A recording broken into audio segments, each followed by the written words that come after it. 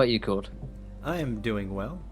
Just Good. streamed all morning Arc. It was a lot of fun, and now I'm ready to kick some ass with this silly character I made. Oh yeah. So Yeah. Cool. We have a yeah, new overlay. Mitch, Ooh, we do have a new overlay. but yeah. It's nice and sexy. But yeah, Mitch, take it away. What happened previously? Who are we? What's going on? Yeah, we'll do a recap and What are then we doing? we'll let you guys reintroduce your characters. I know it's been a Where couple am I? weeks. So our adventurers in the Ninth World were in the sort of northern regions north of the river that sort of borders the imperial province of Navarine. They had sort of traveled up as mercenaries, having been hired on as sort of personal escorts or security for an annual sort of pilgrimage that happens. They've had their various little adventures and escapades over the last several weeks up in this northern region. But more recently, they've come to the town known as Ridgeclaw. Now, Ridgeclaw is a city that's built along the sort of interior wall of a bottomless crater. This sort of almost a kilometer across crater that goes so far down that nobody can see the bottom. So you have this scaffolding that's sort of built all the way down, winding deeper and deeper, that the city is sort of built on. They were only intending to stay in Ridgeclaw for a night before heading on the next day, but they encountered some interesting things in Ridgeclaw. So first of all, they discovered that in the city it is prohibited to write in any form or draw or have any kind of sort of transcribing utensil. No charcoal sticks, no pens, no inks, no wax tablets. They kind of found out the hard way of realizing that there were no signs on the streets. There were no little sort of pictograms indicating what shop was a general store versus a blacksmith or what have went you. across. So went across. It was a bit disorienting because there's just no writing anywhere.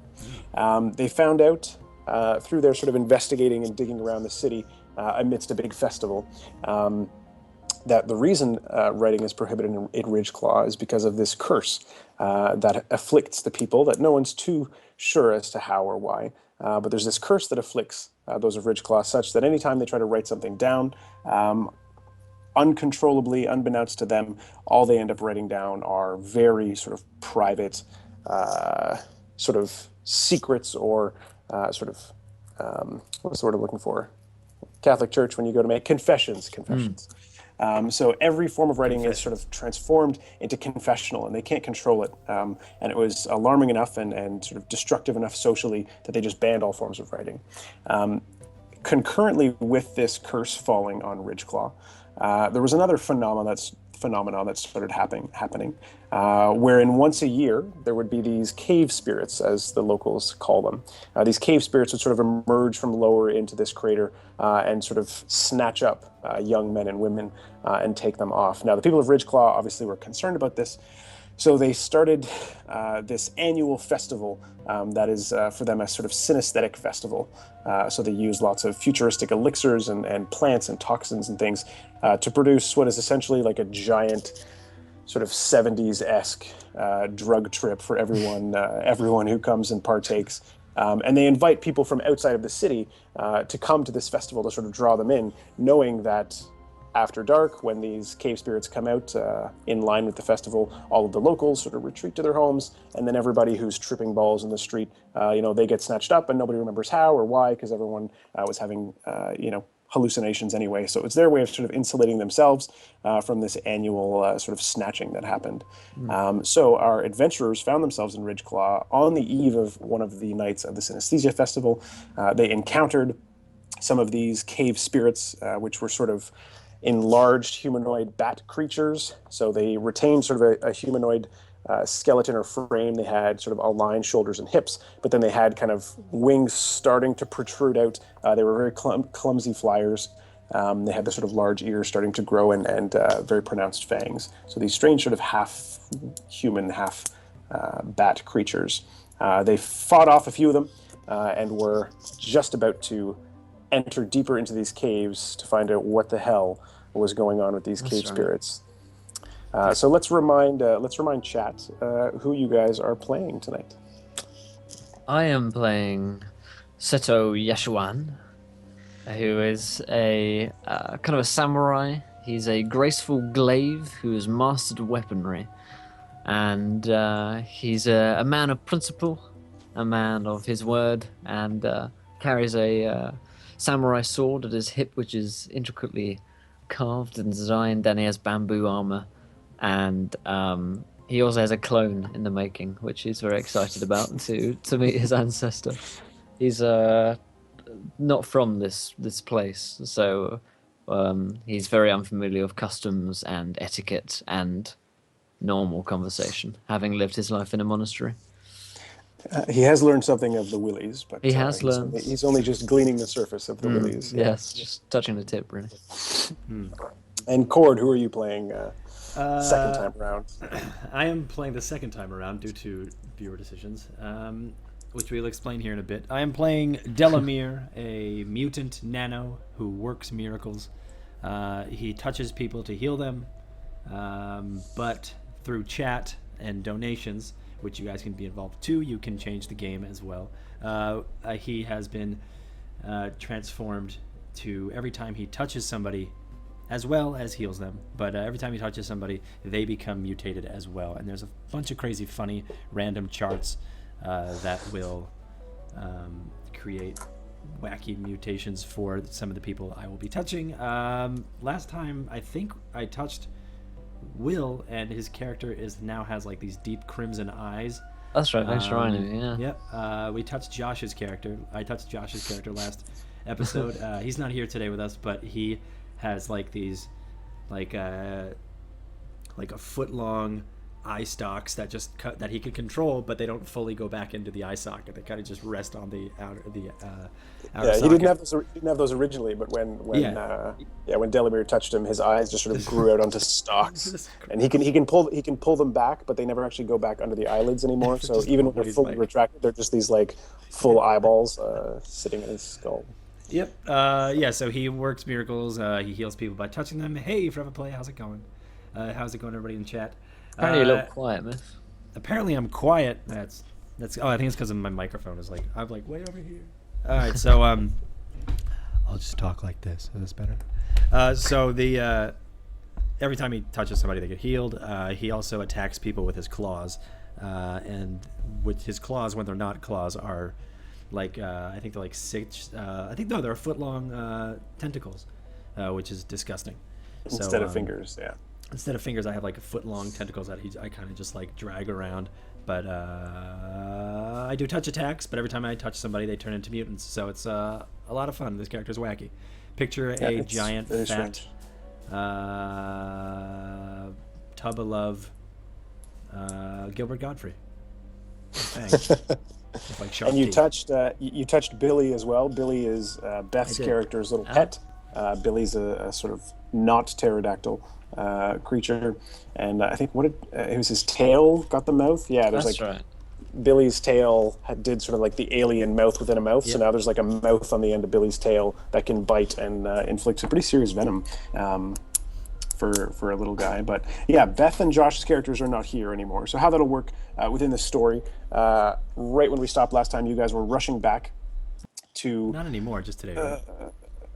Yeah, just for today. Yeah, okay. So you guys were rushing back to Veblen's Inn. I remember Veblen's Inn was more of just kind of like a B&B without the breakfast. It was just a single B.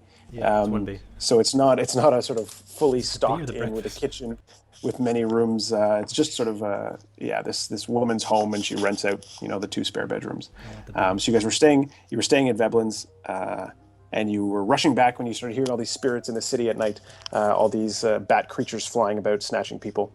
You confronted some of them outside of Veblen's, where Naomi was outside, sort of helping with gardening and things.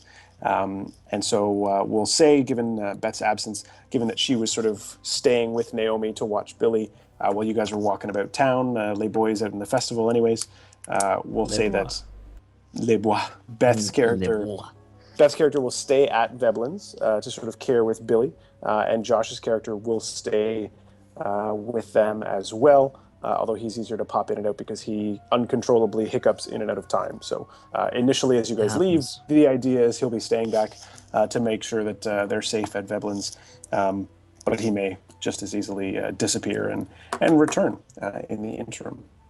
So as it stands, it is just the 2 of you heading down into the dark, although...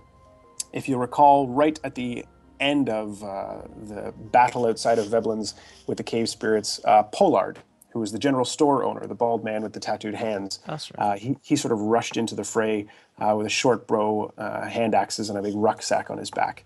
And he'll Short bro? as well, short bro and his hand axes. Nice. He'll be staying with Beth as well. Beth's character Alicia, given that she was the one who sort of garnered his support in the first place and convinced him to help out. They totally had a thing. Oh yeah, definitely had a thing that was not sexual, but they had a thing. But he did bring some supplies. Polar did show up with a rucksack. He said he would rummage through his store to find whatever he could. So he hands to you, sort of Seto, he hands to you a bundle that's wrapped in cloth and sort of tied up with string. And he sort of peels back a couple of the sort of outer leaves of it to reveal that inside is a number of what are essentially glow sticks. So there's 7 of these glow sticks. And they're all glowing extremely bright, which is why he's got them covered. And he says each one of them, should last for the better part of a week. So if you lose one or whatever, you've got these 6 here. So he gives you those 6 glow sticks. Thank you. And Cord, Yes. he gives you... Delomir, he hands you a metallic circlet that has a bunch of exposed wiring and things on it. And he explains that the man who sold this to him called it his crown of eyes. So I will read the effect here. It takes 1 round to activate the crown. When activated, small crystal spheres separate from inside of the crown and fly around the wearer at immediate range for 1 hour. He can see anything the crystal spheres can see. This allows him to peek around corners without being exposed to danger. This gives the wearer an asset in initiative as well as all perception tasks. So basically you get this little crown, these little gems pop out of it and float around. Keep in mind immediate distance is anywhere within 30 feet. So you can go around corners, through windows, that kind of stuff as well. But core, do note that this is an artifact, so it has depletion. So the depletion on this artifact is 1 in a D100, which is super rare, so that's good. So what depletion means is every time you activate it, you roll the depletion die, and if you get the number, then it just stops working. It's out of juice. So as long as I roll you a 1, it stops. Yeah. Every time you use it, roll a D100, and as long as you're rolling better than 1, she'll keep working. Sweet. Cool. All right, so that's the crown of eyes. 1 small crystal. Oh, sorry. 1 round, small crystal spheres fly around, and I could see anything within immediate range that the crystals. You can basically you can see as if they were eyeballs all around you. Yeah. Sweet. Creepy and gross. We've got definitely on a weird eyeball theme happening in this. Yeah. Yeah, all the mutations were eye related. Yeah. Cool. Will, do you want to explain how the viewer decision will work? Because we'll get that. Yeah. Rolling. And I do. donations too. Yeah. So every 50 followers we have a viewer decision, but this one is actually for the fact that we hit 1,000 followers the other week, about a week ago.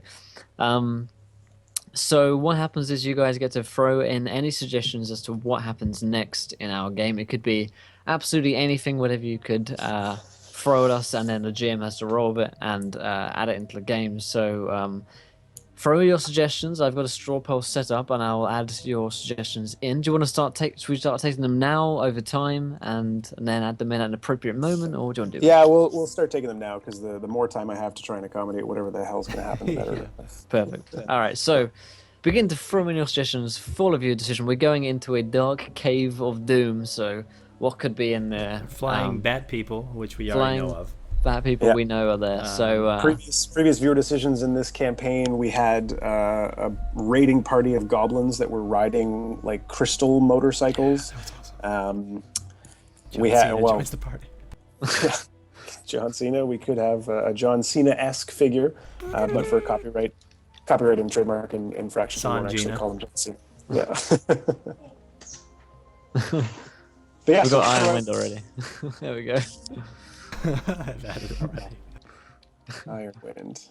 So yeah, keep throwing them in. And Okay. Cool. Oh, my cat just knocked over the Christmas tree. That's. You have a Christmas tree? Don't worry about it. She's got it. It's fine.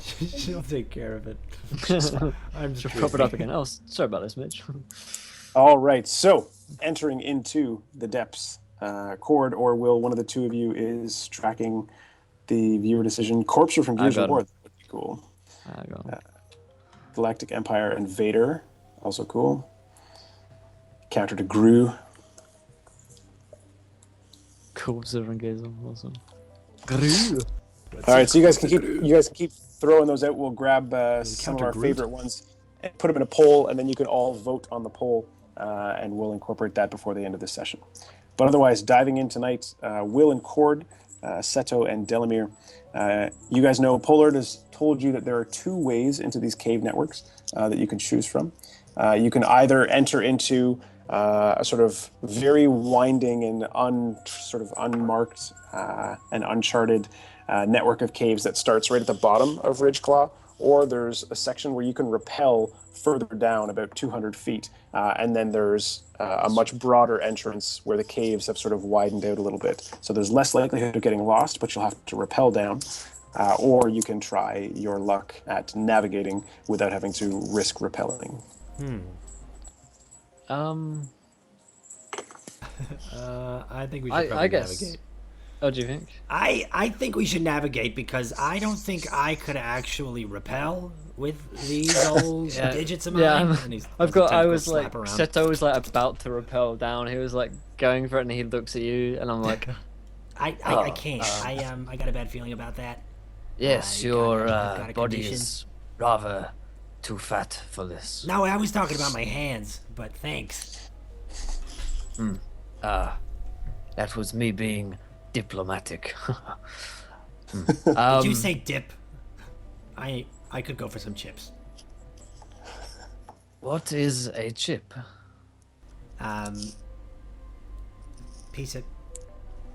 Piece of vegetables that you bake or fry. Better when it's fried, and then you Why? you put stuff. Why? For food. It's delicious. You dip. I feel like this is irrelevant right now. And I don't know what you're talking about. You guys could be talking about chips as you sort of walk through the city. yeah, that's No, what- yeah. no, I stop what I'm doing. Yeah, okay. Stop everything. All right, what, This is very important. You need to understand. Potatoes. the cat wants to be on screen. Yeah, so How do I? Winding. How do I? yeah, navigate? I can't continue my run off after I realise you're not going to be able to Oh my repel. God, this cat is shedding like crazy. What? Like in a day, she's like all of her hair is on me right now. All right. Okay. So we're doing a navigate roll.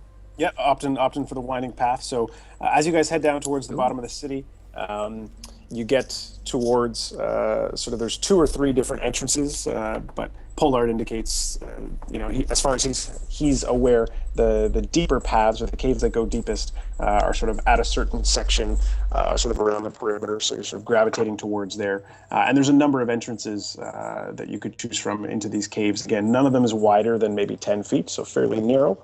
There's no source of light on the inside.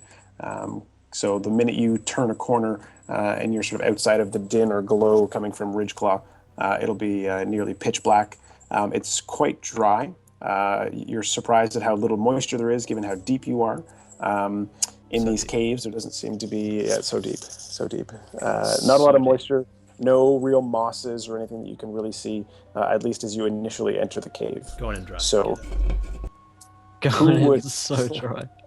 who would like to make the navigation roll?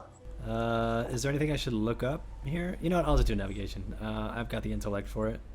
Sure. Cool. So it'll be intellect based. I'll say your asset can apply if you activate your crown of eyes, creepy as it is. Yeah, I let's want to do see that. that now too, Baron. Cool. So roll a d100 for depletion first. Yep, D100 incoming. D100. Bloop. It's gonna be a 1. All right, cool. So that didn't happen. So what are we doing? 4 for my difficulty rating. Oh, the DC navigate. Starts at a 4. Now it's you a get 3. reduced by 1. Yeah, reduced by 1 at the asset from your crown of eyes, and then you could burn any yes. select you like. Whew! So like Okay. I like set the crown of eyes off, and it probably just all flew into like a rock, or like maybe a crevice near a tunnel, and then I'm like, oh god, a headache, and then like I like start grabbing, or like the tentacles like I grab my head, and I'm like, oh god, migraine, oh jeez, and like you could just imagine, I guess for the audience or whatever, you'd cut to see whatever the gems are looking at, and they're just looking at really close rocks, and like sparks are flying, and you just hear like over the microphone or whatever, over the speakers of just like awful like glass gems hitting stone repeatedly. I just don't know how to use this crown. Yeah, I first think I time got this using the idea. crown. And it's right into the rock. First time using the crown, it's a dud. And the one is going to apply further. You guys are also going to get Great. super lost. Super lost. So we're going to do a time lapse and say that it takes you the better part of 4 or 5 hours before Do you know realize that what you're doing? you've gone. Not in a at circle. all. Ah, that would explain why we are back at the entrance. I thought I thought you wanted to go for a walk, so I led us around the area, and I figured this. Are you sure this is the exit or the entrance? Because we came from here, so that means it's the entrance. But now we're leaving, so that's the exit. So we're not. We're done, right? Dungeon complete, am I right? That's what that means. 100% complete. I say, we haven't found any of the bat people or the women who we yeah, I came forgot here to that's- save. So no, we are not That's what done we're here. looking for. Why don't you try the next one? I mean, I'm still trying to get a hang of this weird. Yes, I crown will- Of eyeballs. Yes, I do not trust that thing. Let me take the lead. Okay. So we'll say while you guys are having this little chit chat, you're both going to feel quite hungry, given that it was quite a while since you first entered this cave network, and then even longer still since you had eaten, since right before heading down here you had the big battle, and before that you were venturing around. None of you opted to get any food at the carnival. You just went to see the aliens, so-called. So yeah, you're both pretty Pieces hungry. don't So you'll have eat. to. You know that. All right, I so, disagree entirely. All right, we'll have to talk about this on our next DM's Tavern, which will be done on a 24-hour stream, which is a Saturday here on Encounter Roleplay. Subtle hype. Yes. Subtle hype. Low-key hype. Low-key. I don't have Yes, any. you So guys I've don't got, I've wanna- got don't wanna some eat something. provisions and I stuff. did, but I Okay. don't know where they are now. I think they're within my explorer. I think I ate all of my rations. Because I've been fasting for a while. Now. What? Yeah. Do you have some of yours? You've got some of those rations. Seto's just got rice. He just eats rice. Single grains. One Yeah, grain, single yeah. grains. One grain every couple hours. Yeah, I'm fasting. keeps him going. You're crazy. That's what you are. Can I have some of that rice? Yes, and I Give me like soy to sauce. hand you a grain. That was a tease. Actually, you see, you hand him the grain, and he tries to pick it up, but he can't because they're tentacle fingers, and then he's probably fumbling with it and then drops it. Can I have another? In a bigger Yes. scope than that. Oh man, I am hungry. Listen to this. And you just hear.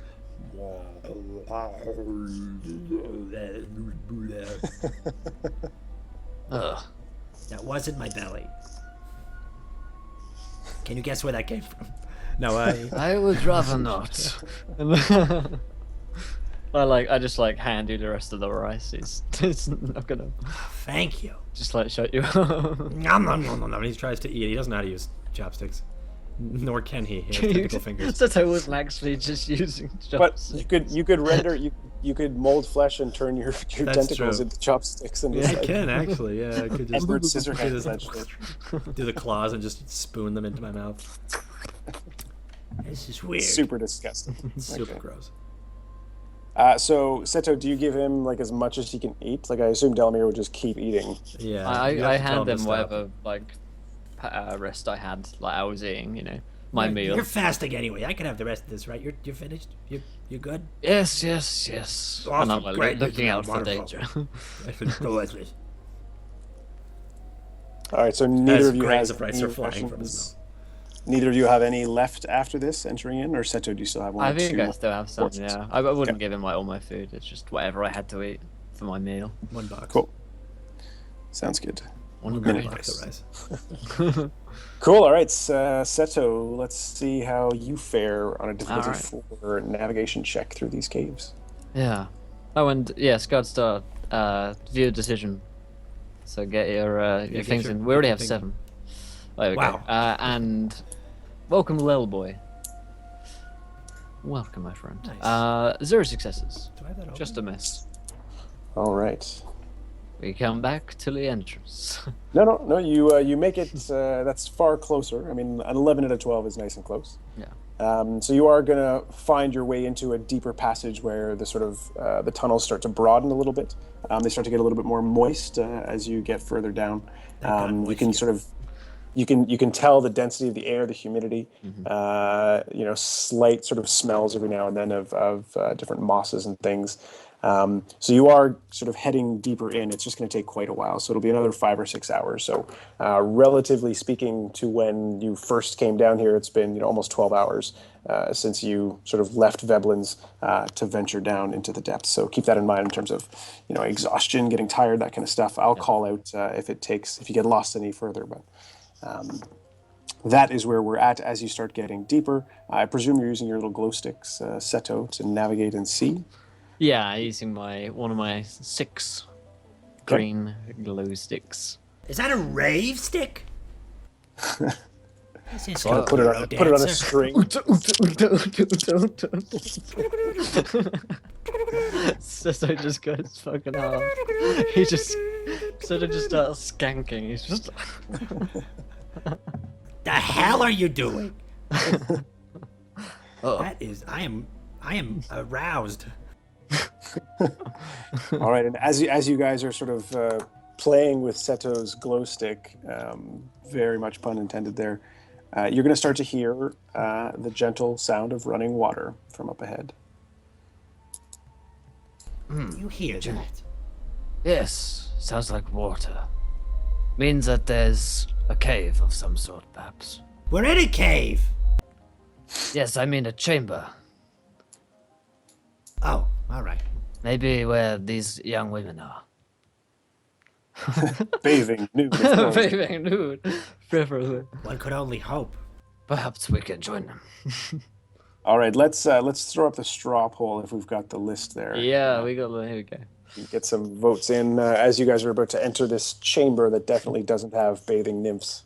Definitely not. Hey, Ratch. Yeah, I'm in jail. There we go, boys. There's so many. I don't like the face hugger attached itself to Seto. I like. I should tweet these. To get some Corpses from extra Gears of views. War. Myth touches one of the bats. I gotta look at this. Well, Myth is gonna be touching one of these bats. Absolutely. Make it. Oh, intelligence. Oh, okay, that's stuff that happens there. Iron Wind, John Cena, Galactic Empire. Iron Wind's gonna be hard, everybody, just because we're in a cave. Yeah, but things could look very different when you get back outside. That's all. Yeah. Oh, all right. Corpse are from Gears of War. I don't know what that is. I voted for the face hugger. I just want everyone to know that. It's full transparency. Is magically grown to the size of a fully grown dragon, goes feral, and can breathe fire from both mouths. Ooh. I didn't read any of these. This is great. Sleeper agent, the boss bat, the group hero rumor. All right, so make sure everybody you vote. Keep track if new people join us in chat. Let them know to vote. We'll keep this link popping, and we'll keep throwing it into chat every now and then for the next 30 or 40 minutes or so to let these votes tally up. But otherwise, I will do my damnedest to incorporate whatever the hell gets voted on. Oh yeah. Cool. So you guys hear the sound of running water, and I would like a perception check from both of you. And it's definitely not going to be sight-based. So, Cord, you won't have any kind of advantage or anything from your crown were you to use it. Cool. So, perception difficulty of this is a 4. Nope. 6. Do you Okay, not this hear is- that?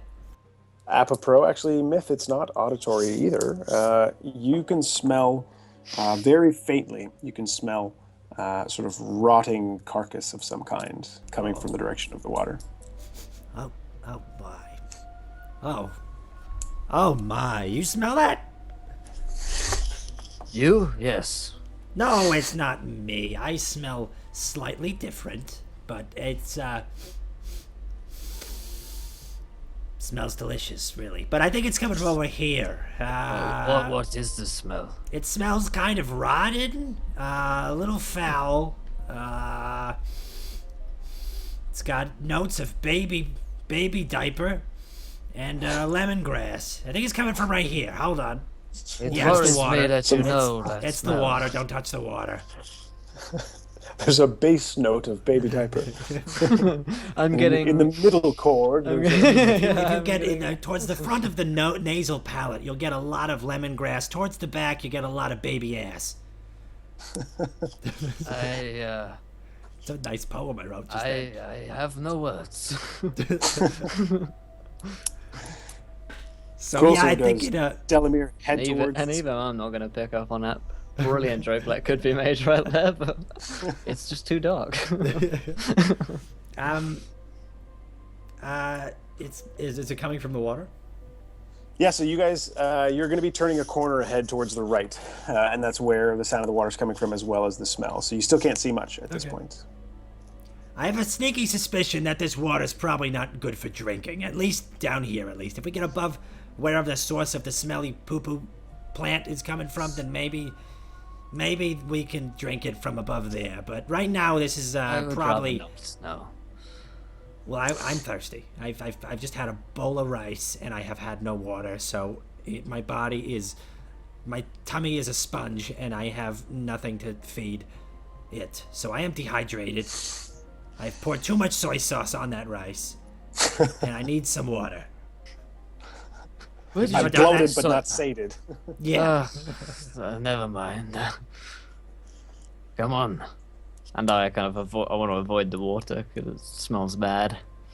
Yeah, so you turn this corner and you enter into what is quite a large chamber, probably like 50, 60 feet in diameter, roughly sort of oval in shape, sort of longer horizontally in front of you, not quite as far across. And cutting kind of diagonally through this chamber is a fairly substantial river, a sort of subterranean channel of water. This channel of water is probably 30-some feet across, so it fills up the bulk of this chamber. The water itself seems to be sparkling, so it's rushing with a pretty solid clip, so it's moving quite fast, but it also has this kind of shimmer. You see these sort of, it almost kind of looks like sparks sort of popping out from it every once in a while, I guess is the best way to describe the patterning of the light reflecting off of your glow stick from the water somehow. And there are 4 animal carcasses, 2 on your side of the river, 2 on the other side of the river. They both are sort of quadrupedal. I guess the best way to describe it would be sort of like enormous gophers. So they're kind of roundish, kind of puffball type quadrupeds. Mammalian would be your best guess. But yeah, so 4 corpses of these creatures. Pack. They're not the pack camels. Yeah. No, they're not the pack. They're not the pack camels. What are these unsightly beasts? I don't see them on 4 legs. Everything around here and you notice that these creatures, they're clearly where the smell is coming from. But they, nailed it. as far as you can tell, they don't have any serious wounds. Like, they don't look like they were attacked by other animals in any capacity. You notice a number of sort of pairs of prick marks on their underside, and they seem quite pale. But otherwise, not a whole lot as far as wounds, injury, that sort of thing.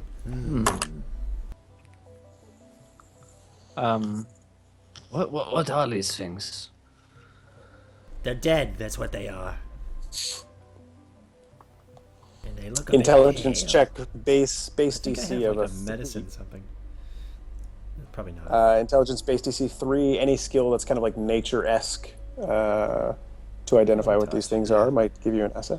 Oh, I mean, Cord has an idea, but base 3? Yep. I can't make a single roll today. No. Me neither. I have no idea. It's beyond me.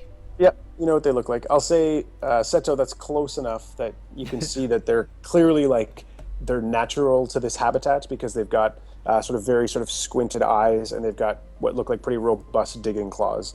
So it's not weird that they'd be underground as far as you can tell. Interesting. What are these things? I don't know their name. Can I tell how they died? Medicine check from either of you. Base DC only 3. Okay. I have a route Since I around. have healing touch, could I use 2? Yeah, I'll asset. say. Maybe. Well, I mean, do you have as one of your feel skills pain. medicine or first aid? I have like 2 skills, so there's probably a good chance that I do. I just didn't write it down. Yeah, I mean, if you are like a medical, Yeah. whatever, you would have at least training, maybe not specialization. I'll look in a second. But Sure. Bloop. All right, cool. Yeah, 2 successes. So, yeah, these things have been drained of their blood for the most part. Yeah. They've been sucked pretty dry.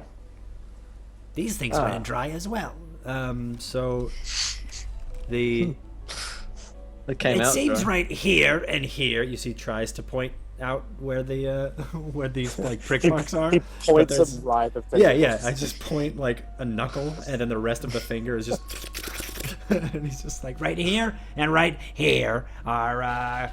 It seems like the that animal thing that we fought topside seems to be eating the blood and drinking the blood from these beasts. That is worrying. We Did you must say find this thing. boring? Worrying. Worrying. It, Yeah, it, yeah, it yeah, worries it's worrying. me. I must find this creature and kill it. Perfect. Let's do that. I mean, you could kill whatever you want. I'm gonna just follow you, and hope you don't die. So I got your back. You can, in a situation where the creature and the girls, the young women, you take the young women and I will fight the creature. Always do. Planning on it. You got it. Make sure that they are safe. Yep. You make sure they're young. Cool. So you guys are standing. I do standing have in this paste. And I get out.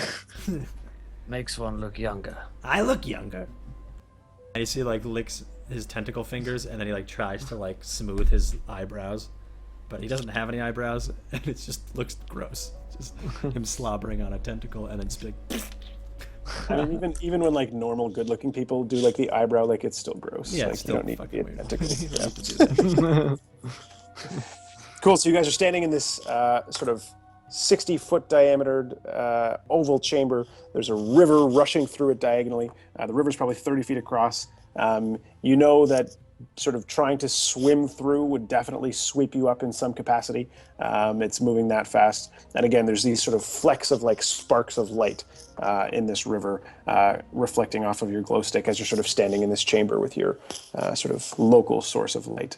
And you can see on the other side of the river, there are 2 tunnels that you could take that lead further into the caves. Left or right? I'm always right. So let's go right. Right. Pause for a minute. Very well. All right, how are you guys going to cross the river? Both of the other tunnels are on the other side of this Can we pay? subterranean. I'm gonna try to ford the wagon. And hope for the best. You're gonna what? You guys don't. Never mind. I keep playing Oregon Trail. Have you guys ever played Oregon Trail? No. No, of course not, Once. because none of you are from America. Okay, so damn it, that's embarrassing. Let's. How big is the river? 30 feet across. So like if you're like going straight across, it would be 30 feet. Okay. Do you It's swim? cutting it like a diagonal. Do you swim? I haven't ever tried. So So that's a I'm a sinker. You don't look like you can swim. Thanks, thank you. And you don't look like you're a very good thinker either. But you know, How do I not look like that? what? Just don't worry about it. I so So Seto's genuinely interested. How can you tell? How does one look? Yeah, how can you tell if someone looks? That could be useful. Hold on, let me check in my bag of things here. Oh boy. I've got. Oh, okay. He's gonna be like, I got this. I got this. I got this. Oh man, I've got so many oddities that could have helped out just then. That floating orb that removes all odors from the immediate area. Could have done that. Oh no, those are oddities. Okay, ciphers. You guys can see that there are a number of, I always forget which one's which, stalagmites, stalactites, the ones that come from the top down. Stalactites, I think. I get Tights are strong down. Mites There are on the those like ground. rock spike things that everyone knows what I'm talking about. Yeah. You can see Roxicles? there's quite a few roxicles hanging from above. Not many growing upwards, but quite a few hanging from above. They're popsicles of rock. I have Okay. It looks, All right, I got these things, and he holds up like a pair of boots that are like by the laces, and he's gonna put them on. They have a small disc on the toes and the heel. I didn't write anything else because I don't think I. Those are your gravity boots. Yeah, I didn't identify it. I don't think. Craft boots. So I'm Yeah, gonna. those are grav boots. Great. I don't know that, so I was gonna like These may do something. and then he puts them on. I didn't write them down because I don't think I identified it. Okay, yeah, you rolled it. Like I have it in my notes, but if Oh, you all failed to identify, then you just think they're boots. Yeah, I'm gonna be like, This may do something. and then he slides one on, and he goes, Have any ideas while I plummet maybe into a raging river of stink?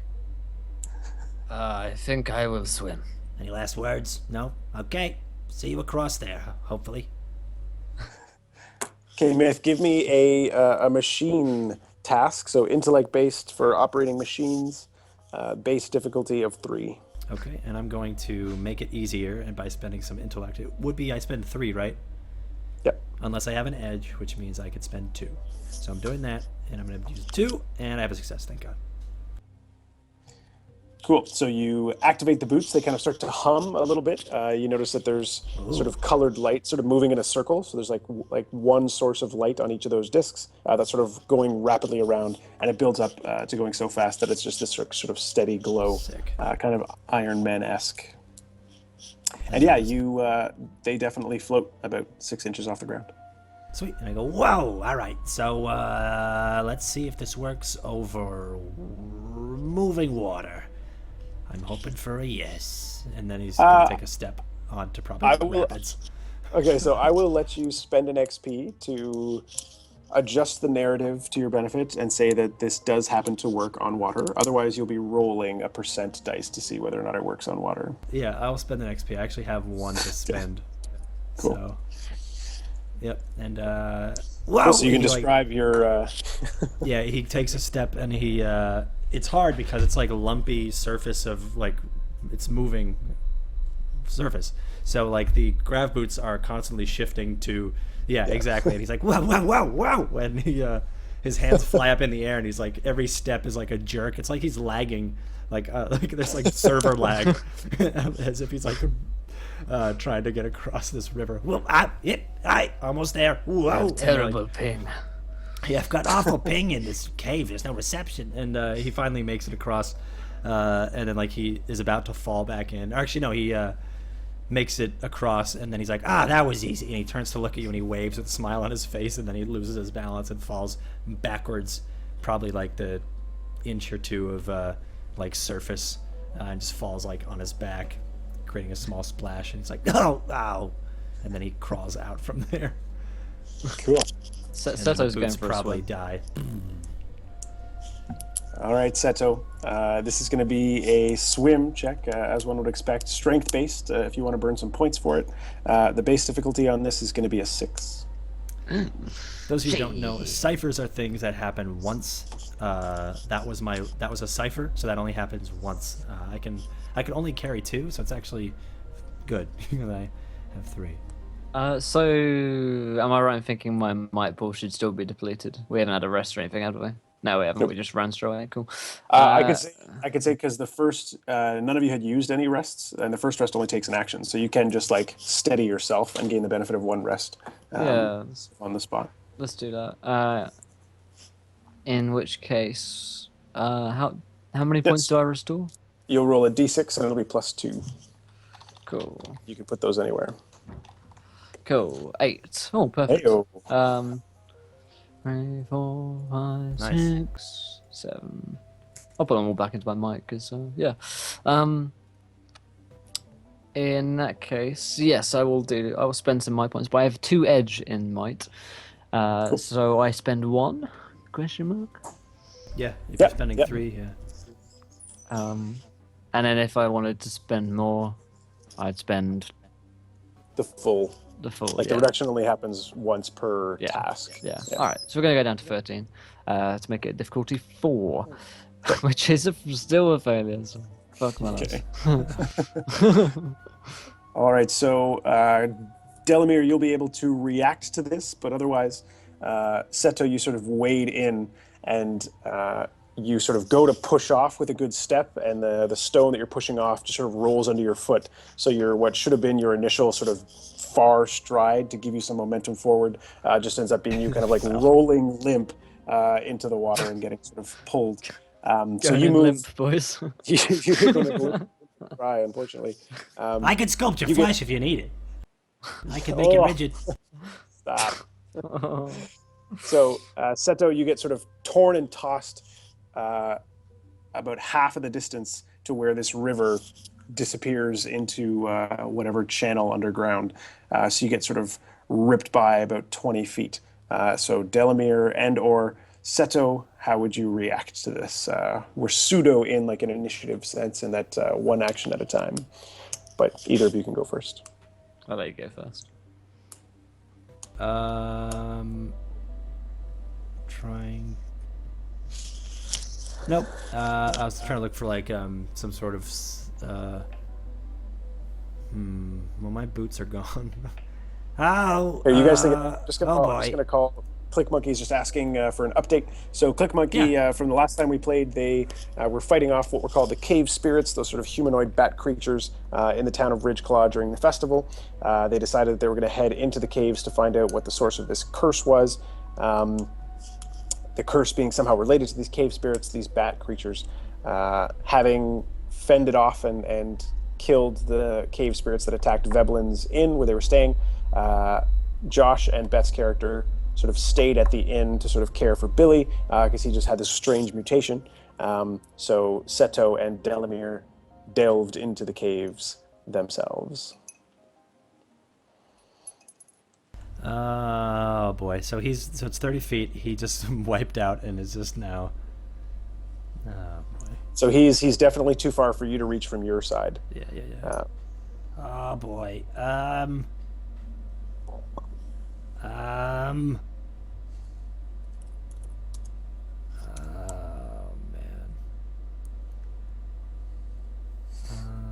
Delomir said that, not Gord. What? Okay, I think I have a cipher that can work. Maybe. The only thing that he's gonna do is he has. Oh no, that's not gonna work. Crap. I have a cipher that is a small vial filled with tiny metal shavings. When opened, the shavings sprout legs and rush out, encasing a portion of the user's body with each. No, it doesn't make sense. Crap. Okay, I'm gonna try to come in there and help you. And he's gonna try to, because he sinks. He's gonna just try to walk in there. He thinks he sinks, so he's gonna go in there and hope that he's heavy enough to just like grab him whenever he reaches him. It'll still be a swim check, a sort of strength check to sort of wade your way through. The water Probably minus only, one because I have tendrils. Yeah, we'll say it neutralizes because you're that much heavier because you're just sort of larger. So yeah, base difficulty 6 to wade through. Okay, this sucks. Rip. Yep. Here I go. All right, so you guys are now both sort of tossing and turning Seto, before you take your action, I will say that you start to feel very itchy all over. I Oh, think no. this river will lead us to plot. It's okay. The river of blood. I'm gonna try and like right myself, steady myself, I guess, stop myself from So drowning. I'll say if you want to swim backwards, sort of back to the shore that you were on, which is closer, the difficulty is only going to be a 2. But if you're going to want to try and sort of lunge forward, it's going to remain a 6. Yeah, I'll head back Okay. because my rolls are terrible. I don't think I can make a 6. Yeah. So success. I Cool. have So an you can itchy bod.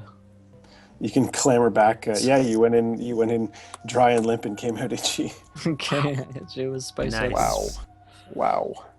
It happens. Happens to the best of us, boys. Cool. So yeah, you can describe your clamber back. And Always then- use protection.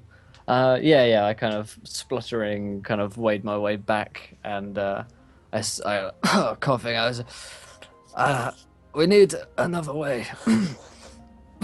And I'm like spitting out some black liquid. And you see, as you turn and say that you need another way, that Delomir is. I'm trying to help you. It's not around me. Ugh. If Soto would facepalm if that were a thing. I guess your I turn. tried Corey. to help. So I could either turn around and go back across, or like, Yeah, I so don't know, same what are deal, my Cord. If you want to go back to the side that you came from, which is the side you're all trying to get to with the extra pathways, that would be a difficulty 2. Or heading towards Seto would be a 6. cool, great. I'm gonna. So those of you in chat who don't understand these rolls and difficulties, multiply whatever our difficulty number is by 3. So 2, I need to get a 6 on the dice. When he says 6, I need to get an 18 on the dice. So that's really my options: either a D6 or a DC 6 or a DC 18. I'm gonna go with the 6 and hope for the best. Oh boy. Oh god. I mean, you would be able to spend an XP, but I can't. He turns and he's like, Oh, good idea. I'm gonna. All right, hold on. and he like goes to turn around and he just twirls and then just keeps twirling and just down the road. all right. So if you think like laterally, you guys both entered sort of from the middle, and then Seto, you got sort of launched this way before pulling back, and then Delomir sort of just rolled in, and now he's towards the bottom. So Seto, you can take an action to try and help Delomir, and then similarly, Myth, you'd have one more attempt before you're sort of in the hole that this river is heading into. Great. Going in wet as hell. Does a explorer's pack have rope in it? Absolutely. Not this one. I probably fucking should have thought that up. But Seto is he thinks he could just swim. He's pretty confident in his abilities, I guess, in general. So, arrogant almost. So yeah, I find this rope in my pack, and I try and lob some out to the drowning Delomir. I say, "Catch on!" And then I try like tie it to like one of these stalagmites. Mites. Yeah. Yeah. So Okay. that it's got something to anchor onto. Okay. But obviously, I have to hit him with my rope first. Yeah. So make it an attack roll, I guess, a ranged attack, speed attack, as sort of a thrown weapon, and the DC would only be a 4 on this. We'll say. No, we'll say it's a 3. Okay. Because Delomir's got tentacles to get that rope. So. It's true. Let's see. Yeah, 16. All right. So Delomir, you get hold of this rope somehow. It hits him and he goes, Oh, okay. Now I gotta grab it. So yeah, you can do the same thing. You can either go back, which is just a 2, or you can go forward, which will now only be a 4. And in either case, if you fail, there's the chance that you can just hang on to the rope and not go any further downriver. okay, I'm going to go with the 2 then. Thank you. There we go. Okay. Awesome. So yeah, he's just like, Thank you for the rope, but how about I can pull you across? and then I swim up to the shore, beach Yeah. myself like a whale. And then, Oh, these clothes. Ah, my lord, this is a heavy robe when it's wet. and then it's made of denim, so it's really heavy. And he tries to Seto like. carries denim robe. Denim rope of flaming. Got like it's like a stiff denim is what his robe is made of. It's armored. It's an armored cloth. But yeah, he's going to like beach himself like a whale, and then like, kind of like a walrus does, like with his arms up and his legs just dragging just, behind like, him. He's just you gonna just like hold the rope and then you just like roll. no, he's ignoring the rope. He's gonna grab the rope in a second, but he's gonna like waddle up like a walrus and then try to like take a minute and then turn up, get to his feet, and then and then try his best to grab the rope. Actually, you know what? He's gonna do that, but he's gonna have the rope in his teeth. So he's gonna do all that walrus action with the rope in his teeth, and he's gonna get up and then try to pull. He goes, Okay, tie yourself. Walrus on walrus action. Tie yourself. and then he's gonna grab his rope from his explorer's pack, and he's gonna tie it on and secure himself as well. Awesome. Try yeah, to make, and then he's gonna try to tie it to another stalagmite, go. so you can like zip line across. Yep. I tie my like- bod. Whatever it is across. Cool. There. So I'll try At that. this point, Delomir, you're also feeling extremely itchy all over. Great. I can't itch it. You got tentacles. This is the worst feeling. All right, so Delomir, you're harnessed to a stalagmite, and then you're holding the end of Seto's rope. Seto, you got the other end of the rope now taken off of the stalagmite, and you're going to try and wade once again, but with the rope. Yeah. Cool. Yeah, I tie my bod. Okay, I will say no roll required if you're just carefully, cautiously pulling yourself across this rope. If it was sort of swimmable at all without rope, then having a beached walrus anchor you on the other end shouldn't be too hard for you to Not tow for the first yourself. time. This is oddly familiar. All I right. should have just tied it around That is- myself and been like, come across. I won't move. That is your business. All right. Cool. So you're both aware that it's extremely hard to focus just because of this itching that's on your whole body. The sort of the modern equivalent, it's as if that river was like liquid fiberglass. So if you've ever like rubbed fiberglass and then like insulation or whatever, and then like for the next, until you give a really good wash, and even still for the next, 10 or so hours, you've got this kind of a burning sort of warm sensation, but it's also really itchy. But when you scratch it, it hurts a lot. So everywhere, all over, because you guys both tossed and turned in the river, you're now just itching like mad. So anytime you spend intellect points now, it costs an extra 2 intellect points. For any reason whatsoever, is what he's saying. Sorry, your Skype was crapping for a second. All right, I had to read your lips. Every level of effort, Every level of effort. Still. or using of any abilities and stuff like that too. Every Okay. use of Uh-oh. Will, you look frozen on Skype. Everybody okay? Oh, Will's gone. Okay. Oh, I'm back. Bill's got. No, he's back. Oh. All right, let me leave the call. I can hear you Wait. now. Well, I can't see Will anymore. Here, I'm gonna leave the call. Yeah.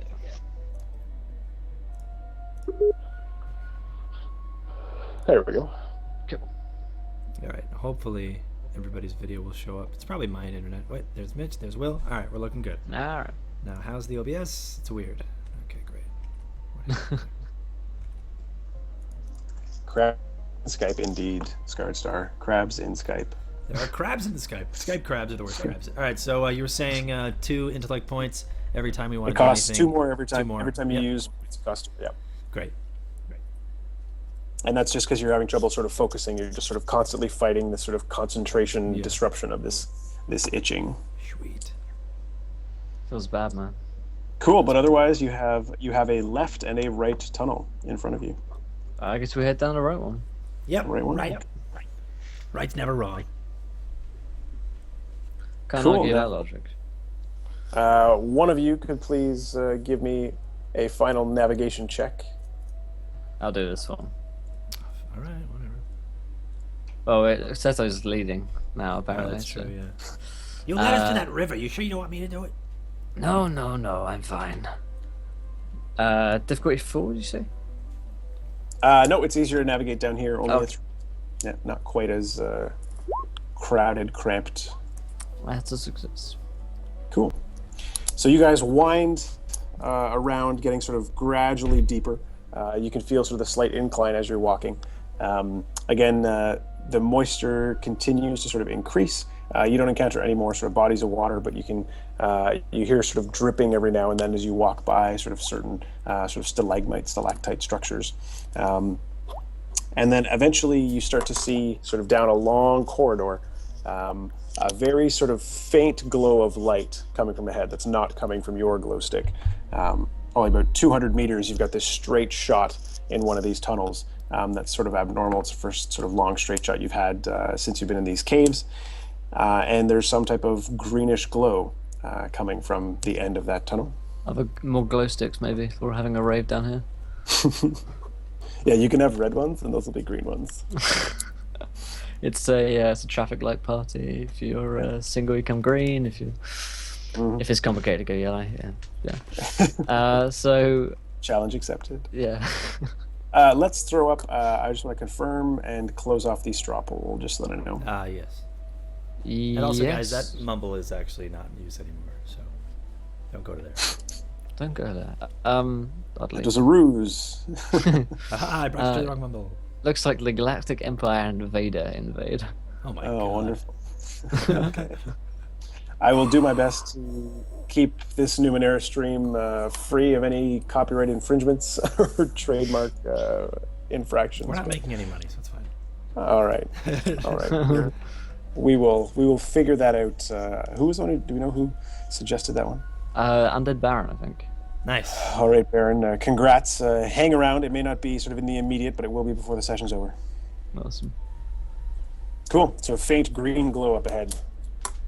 Undead, do you want to do us a Anything- favor and actually post the Discord for Encounter? Thanks, buddy. All right. So there's a faint green glow like down below it in like another room of sorts, or an open Like you're- cavern. You turn a corner and you've got similar sort of 10-15 foot wide tunnel, but it goes in a straight shot for like 200 meters, which is unusual so far. And coming from something far down along that straight shot, there's a very faint green glow. Cool. So, what do you think Looks- that is? Looks like we're in the right place. I guess. I put a hand on my sword and move onwards. Cool. All right. Can I get a perception check, please? Difficulty is only a 3 on the base, and it is visual. Sure. Okay, I'm gonna use my crown. Okay. Might as well, you know. So start with the D100. Good. And that brings it to 2. There we go. Horrifying. Let me scout up ahead with this weird thing. Hold on, hopefully it works this time. Oh god, I dropped it. Okay, well, let me try. It's upside down. Hold on. There we go. Then you see the little gems pop out, and then fly down. Cool. I guess. So you've got these like scouts like 30 feet ahead kind of thing. Yeah. Yeah, so as you guys approach, the tunnel gets increasingly more refined. So it started off as sort of a natural tunnel structure, sort of uneven walls, ceiling, and floor. But as you go further and further along this straight shot, this sort of long column, it gets smoother, sort of more sort of crafted down. And you can start to see up ahead, Cord, you're the first one to notice, that you're coming towards an archway. The archway is clearly of sort of mason or worked stone rather than natural stone structures. And on either side of this archway, there's sort of a spherical sort of green object that's causing this glow. The mason building looks like it. Well, it's like got the glow you're still in a tunnel. Yeah, yeah. At the end of this tunnel, there's like an archway that's clearly like very neatly carved. Got it, okay. And not a natural Things coming archway. from there. And on your side, sort of on the outside of that archway, there's 2 spheres, one to the left, one to the right. They're giving off this green light. All right. The gems fly back and they stick back into like the crown, or I guess the crown of wires. I guess that it is. And he's like, So up ahead there are these like green orby things next to an archway, but the archway isn't like a cavern archway. It's more like somebody sculpted it. So I think that That's good. What That means something people are weird, here. yeah, people. Something of intelligence is up ahead. So let's Good. We should kill be it. careful. I mean, I was gonna say let's be careful, but if you want to kill him, then you go first, I guess. I was gonna do the talking, but every time that never works out because you never let me do the talking. So let's just I shall you go challenge. ahead, I guess. I shall challenge it to combat, and I shall defeat it. Great, Come and on. I shall eat the rest of your rations. Do you have another one of those rice? Jafar, Jafar. No, I don't. Jafar! What are you talking about? This diamond in the rough.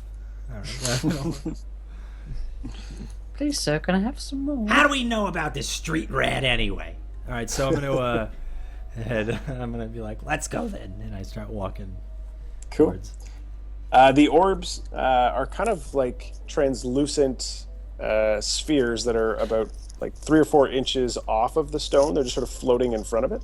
And they're meant to sort of illuminate what's on this arch, which I'll describe in a second. But like you could put your hand through them and like they don't do anything. They're not actually tangible. They're faint enough that you can actually sort of see through them, even though at their brightest, it's sort of at the center of the sphere. So they're a very strange source of light, to say the least. But they're illuminating within this archway. So if you stand underneath the arch before heading into what's a very large chamber that I'll describe shortly, inside this archway, there are all these sort of engravings in various languages, various scripts. It would take an intelligence task, sort of history or linguistics, languages of some kind, of a base DC of 4 to read any of this. And you're not going to be able to read all of it by any means, but because there's many different languages here. I know some different languages, I guess, or at least one different language. So, not that Seto's a man of many words, but he's Yeah. maybe he'll pick something up. Yeah, 15. Cool. And Delomir? 4. Mm-hmm. Sweet. Bloop. Great. No idea. All right, so Delomir, you're just too itchy. You can't focus. Oh God, this is. You feeling what you? What you feeling? This is bad. He's trying All right, to and, rub like really hard his tentacles, Yeah, I say, greasing himself up with gross. it is simply a matter of self-control, mind over body. It's appropriate that Seto wasn't phased by it, at least in this instance. All right, so Seto, what you're able to piece together is that in this archway, there's sort of lines of different scripts. So within sort of one horizontal row, you would have multiple different scripts, and you pick out sort of one segment. So it could be that it's sort of going back and forth between languages. It could be that each row is sort of one phrase in many languages, and so then you have different rows with different languages and things. But all you're able to decipher is 2 bodies joined in one. The stiller I am, the faster I run. Some kind of rhyme here. Poetry or... I'm good at rhyming. What's the what is it? It said something about running. Let me find the passage again. Doesn't seem, so far it doesn't seem like it's rhyming. 2 bodies for a joined rhyme. in one. 2 bodies joined in one. The stiller I am, the faster I run. Yep, The that faster indeed. I run. See, that rhymes. Yeah, you're right. That does rhyme. Wow, great. All right, so how do we get in here? What was it? 2 bodies joined as one. The stiller I am, the faster I run. Perhaps we need to Let's hold hands. join our 2 bodies together. I could do that. So Yeah, so this is all stuff that's inscribed in this sort of archway, this carved, refined tunnel that does appear open on the other end. There's no closed door in the direction you're heading, but there's no other light sources on that side. There were just the 2 sort of green orbs on the outside.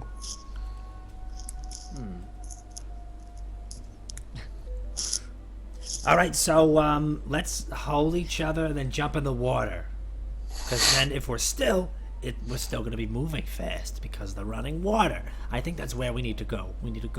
We hold each other, and then that'll lead us in here.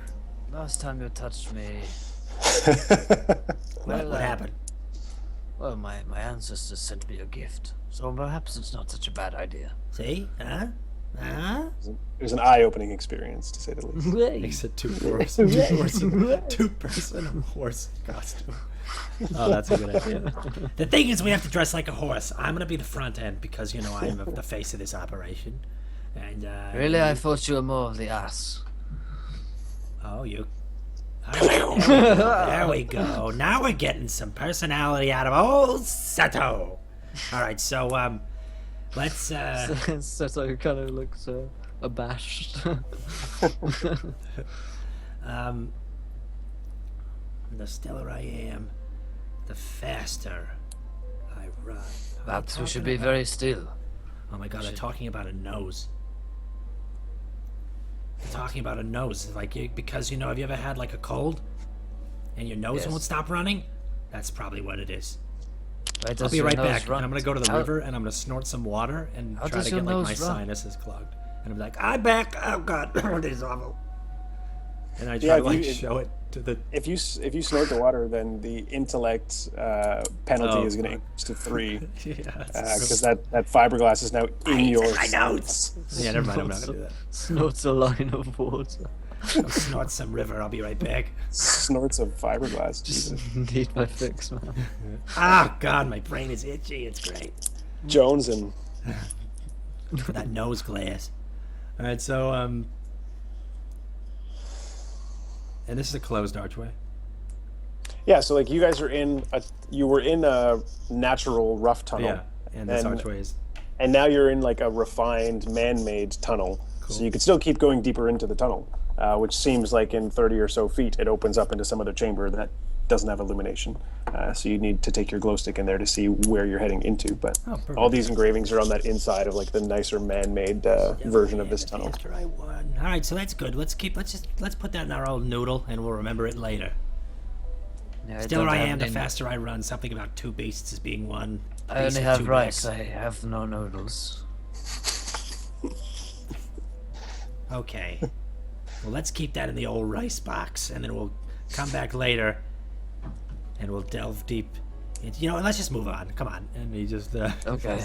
waves him on and just gives up trying to explain things to Seto. Cool. You guys step into an enormous domed atrium or chamber. Seto, your glow stick barely gives off enough light to reach the ceiling. The ceiling is, upwards of 100 feet up. The sort of shape of the room is kind of a semicircle, kind of like a crescent, and you're entering at the center of the flat side. So it's sort of a semicircle sort of outwards from you, and that's all domed, sort of curving spherically upwards as well towards the ceiling. There are no structures, no furniture, no sort of impediments. It's all just sort of flat, although the floor is ornately carved, depicting a number of things that I'll point to in a second. There's a large hole right in the center of this chamber. You can notice a number of smaller holes in the domed ceiling that sort of line up with what looks like some kind of celestial or like solar depiction. So the carvings in the sort of domed ceiling seem to be depicting like solar systems, star structures, planets, that type of thing. And every once in a while, one of the planets is actually just a hole, just because you can see how the light shifts as you move around. Awesome. So there's lots of holes in and out of this chamber, but nothing otherwise, except for one door at the far end, directly in front of you. This is awesome. I know what's happening here. This is great. All right. So there's one hole at the end of it. All right. I'm gonna try to, I guess, walk towards that. He goes, wow, well, this is it looks like up here is the way out of this very beautiful room. I'm going to take some mental pictures and maybe draw this down later. Okay. And Seto, what is a mental picture? this is beautiful. But arrive at those words. Could I do like because he really likes to study what has happened to the worlds, the 8 worlds previous to the 9th world. So he wants to probably study a bit of this. Oh my god. Yeah, like all the carvings and patterns and stuff. Yeah. Yeah, give me an intelligence check. The DC is only going to be a 4. If you have any kind of history or training in Numenera, that kind of stuff, that would all help. Identify Numenera. Yeah, we'll say that'll help for this one. Cool. It was a 3. So now that's 2. Starts at a 4. Starts at a 4. Now it's a 3. Boop. Yeah. 0 successes. I am stumped. This You is guys a are wall. struggling tonight. Jeez. This looks like a this looks like half a circle. This is what this room looks like. It looks like we're inside half a circle room. Nerdword TV is asking, did you guys already destroy 8 worlds by rolling so badly? Yeah, probably. The setting of Numenera, I mean, they are rolling fucking atrocious. The setting of Numenera is set sort of in the far, far future, wherein there's already been 8 rises and falls of human civilization. So it's set roughly in like the medieval period, like 1000-ish of this 9th world. So it does have that kind of base fantasy skin to it, in that it's like neo-medieval with taverns and stuff, horseback, etc. But the only difference is that the world is just littered with sci-fi technology and strange phenomena and things like that. Bipedal camels. Yeah, that are all sort of a result, mutated creatures that are all sort of the result of billions of years of change, evolution, but also like previous advanced civilizations with better tech than they have. So no, it wasn't their fault, but yeah, there have been 8. There have been 8 previous worlds. Yeah, so Delomir, it's a big room. You are able to identify that what's on the ceiling are like solar sort of celestial structures. What's on the floor seems to be some kind of like parallel, almost like some kind of map that's lining up. Like it's a map of some continental bodies, but they're not continents that you recognize. Yeah. Wow. Wow. Okay, so it seems like they've drawn what looks like to be an ink splotches on the ground here. Somebody spilled something real big on the tile. And up there, it looks like the circles could be different suns in the area. That one's our sun right there. If you look off in the distance, that one's our sun, because that's definitely about the same size of our sun. If you look at it with your naked eye, which you shouldn't do. Maybe you can, because you got red eyes. But besides that, that's what happened in this room. Pretty cool, right? Obviously not. Like, So they just can't grasp the concepts of what you're saying, pretty much. It's- Let alone half the vocabulary. That happens a lot. Let's move on. and he kind of waves him towards the next, I guess, the door on the end of the spherical. Yeah, so there's a Yes. big, an extremely ornate door. It's sort of double hinged, made of stone, carved again. The carvings on the door depict some of these bat creatures, a number of them sort of flying around the edge of the door towards the top, and then many more of them from sort of a bird's eye view, sort of crawling up as well. And then at the very top, there is just a sort of weird runic symbol that doesn't seem representational of an object or a thing. Right. You seem to have some understanding of these things. Well, let me check. I'm gonna. You know what? I was too busy looking at the ceiling here, but I'll I take a look feel at like the we're door. wasting time if there are these women here who are in danger. Well, a little bit French Do there. you want to bleed in the way? Oui, Seto. Yes. Yeah, these women here, and they are in danger. Wow. Yeah, I said, we saw what happened to those animals back there. I feel the longer we wait here, they could share their fate. Okay, cool it. Here, I'm gonna go. I'm gonna try to make this thing. I'm Cool gonna it, try- man. Cool it, man. Oh, man, chill. Chill out. Chill out, dog. All right, I'm just gonna do some Numenera and chill. All right, so What do I do here? I'm doing 3 difficulty. Or I'm gonna try to like figure out what's going on with this depicted glyphics on the door. Yeah, sure. I mean, you can try to find out more than what's depicted. I mean, that's all that's depicted. If you want to identify the rune itself, that's going to be a DC 6. great. Otherwise, you'll have to for I have identify Numenera. Can I do that? Can I use that? I'll say it applies. Okay. Like some limited instances, like for like script and text, you might have seen those in other Okay. Numenera as well. But yeah, No. no rune. Nope. No rune. All right. So I don't. Rune. This is all it's all Greek to me. Let's move on. Let's get to these ladies and try to save the world or whatever you want to do or something. Is the world in danger? No, you know what? Never mind. Let's just move on. Oh God, the stakes suddenly escalate. Yeah, for Seto was like, what? Cool. Yeah. Yeah, so yeah. the door doesn't seem to have any kind of lock or latch mechanism, so it would just be a push door. Yeah, stone door. Oh, good. No latch. That means I could open it. So here we go. I got this one. Step back towards, and he tries to push the door open with his tentacle fists. Yeah. The door opens up. And it sort of has a flight of stairs immediately going down, and then the stairs does one of those things where it sort of hits a wall, and then there's 2 flights of stairs that go down the other way, just to sort of double back. Okay. Going down these stairs, you'll go down sort of 2 or 3 times, sort of zigzagging as opposed to spiraling down. Going down a number of these stairs, Seto, you're going to start noticing a couple other little epithets or sayings in that same script that you were able to sort of decipher or unpack in the initial archway. So you pick up in this sort of first tunnel, and again, it's repeated a number of times. Without flesh, feather, scale, or bone, here we enter to be reborn. Interesting. We enter to be reborn. Okay. I think I keep this to myself as I'm. Okay. As Probably I'm going. best. It'll be 30 minutes of me deciding about what it actually means. Yeah, true, yeah. Yeah, Seto keeps an eye on this, and he's kind of just picking this up as he's walking along. Cool. Yeah. So you guys head towards the bottom of this staircase, again, sort of 3 or 4 times back and forth. If you were sort of tracking or paying attention, when it finally opens out, it has you sort of facing in the same direction that you were when you first entered that initial door, if that makes sense. So you sort of went down this way, then back that way, and then sort of out again. And there's another stone door in front of you, but this one's already open. Not quite as large a door as the initial one, exact same carvings on the door.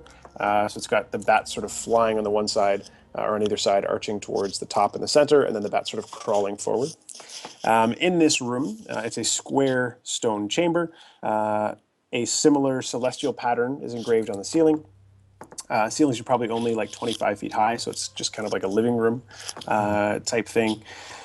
All there is in the room is, in the very center, there's a humanoid statue of a sort of faceless man standing with his arms sort of outstretched, and he is naked.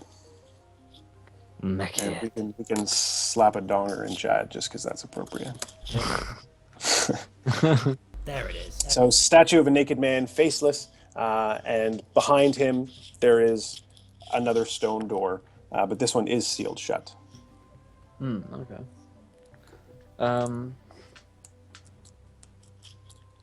Why is he not wearing clothes? I'm This not is- sure. Normal in your culture, is it not, to wear clothes? Yeah. Well, how about yours? Are they in your culture? They wear clothes, right? Sometimes. Right. So, maybe they're taking the ladies down here to sacrifice to naked David. This guy right here. His name is David. Yeah, you know, the statue of David from Leonardo, a long time ago. Years ago. Worlds ago, actually. There was an artist who did a statue of a naked dude. And over the years, his face fell off. So maybe this is him. It sounds likely, yes. Yeah. So maybe that's what's happening. Maybe they're sacrificing the young ladies to, you know, Well, we must find them quickly hard then. as stone guy over here, right? Huh? We must find them as soon as possible then. Exactly. Yeah, that could hurt. So he's gonna probably just So how big is the statue? Normal man size, 6 foot. It's on a raised platform that's probably about 4 inches. Just a square stone platform, but otherwise it's the normal size of a humanoid male. I'm just gonna just Adult. give me a minute here, And I'm gonna try to my best to grab his hands with it because they're both hands outstretched, and I'm just gonna like replicate what he's doing, but holding his hands and just kind of closing my eyes. And see what happens if Whereabouts, like right in front of him, like actually like trying right to, in front of grab him, just gonna grab his hands as if he was like reaching out to me. And Okay, I'd so be like, super funny visual. yeah. Mutates. As you're standing there, after about a second and a half, like while you're still sort of fiddling, trying to like line up your tentacles with his disgusting human fingers, you're trying to like get them all lined up. The whole platform that you're standing on sinks, and there's a bit of a click, and you hear a similar click from the door that was sealed ahead of you, not the one that you came in. I did something. Go check Oh. on that door. I go and check on the door. But be careful, because there are traps or something. Yeah, the door is no longer sealed; it's open. It is open. I did something right. Okay, I'm afraid to leave the statue, because if I leave the statue, it's gonna... Let's stay there and I will find the creature. And I So head through the door. he steps in. Wait, hold on! And for probably a good round or two, I'm just gonna wait, screaming in the sealed room.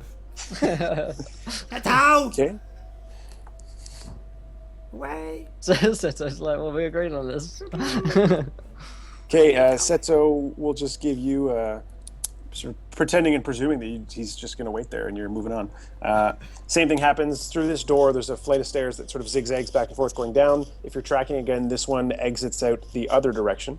On the hallways, on the walls, the little tidbit that you're able to translate is many tongues that cannot taste. When I try to eat, all turns to waste.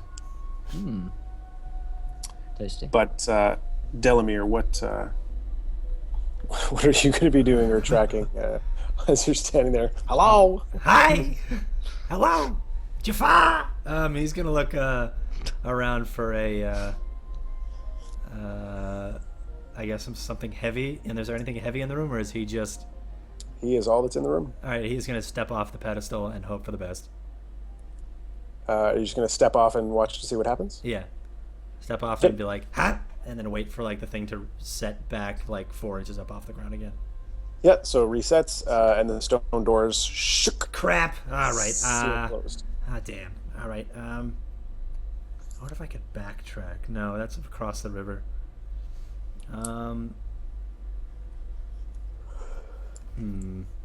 You didn't bring a giant bag of sand. Yeah, he's just I did. It's one of my luminaries. One of my ciphers. Oh, I should have brought Seto's clone. I know a perfect place for this. There we go. He's got. What do you think? I'm just going to remind people in chat, if you haven't yet hit that follow button, please do follow along, join the adventure, and 1,050 followers we have another viewer decision. So if you haven't yet followed along, do it.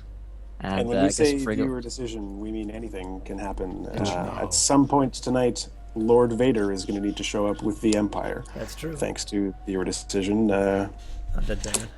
God bless jamming live on stream. Hey PG, how's it going? Nice. All right, so I'm going to. I wholeheartedly second Scarred Star's comment. Follow you fuckers. Yeah, that's a good one. That's basically what we're saying. Emphatically. I would say I'm gonna place my pack of light tools down, but they're light. They're not gonna be heavy enough. Is there anything else in the room that you could Can use? I take off my explorer's pack and put it in his arms?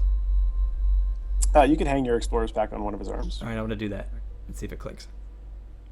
It's not going to click, but were you to stand on the statue, it would reset a little bit slower with the weight of your pack on his arm. Just gotta pace. You gotta run.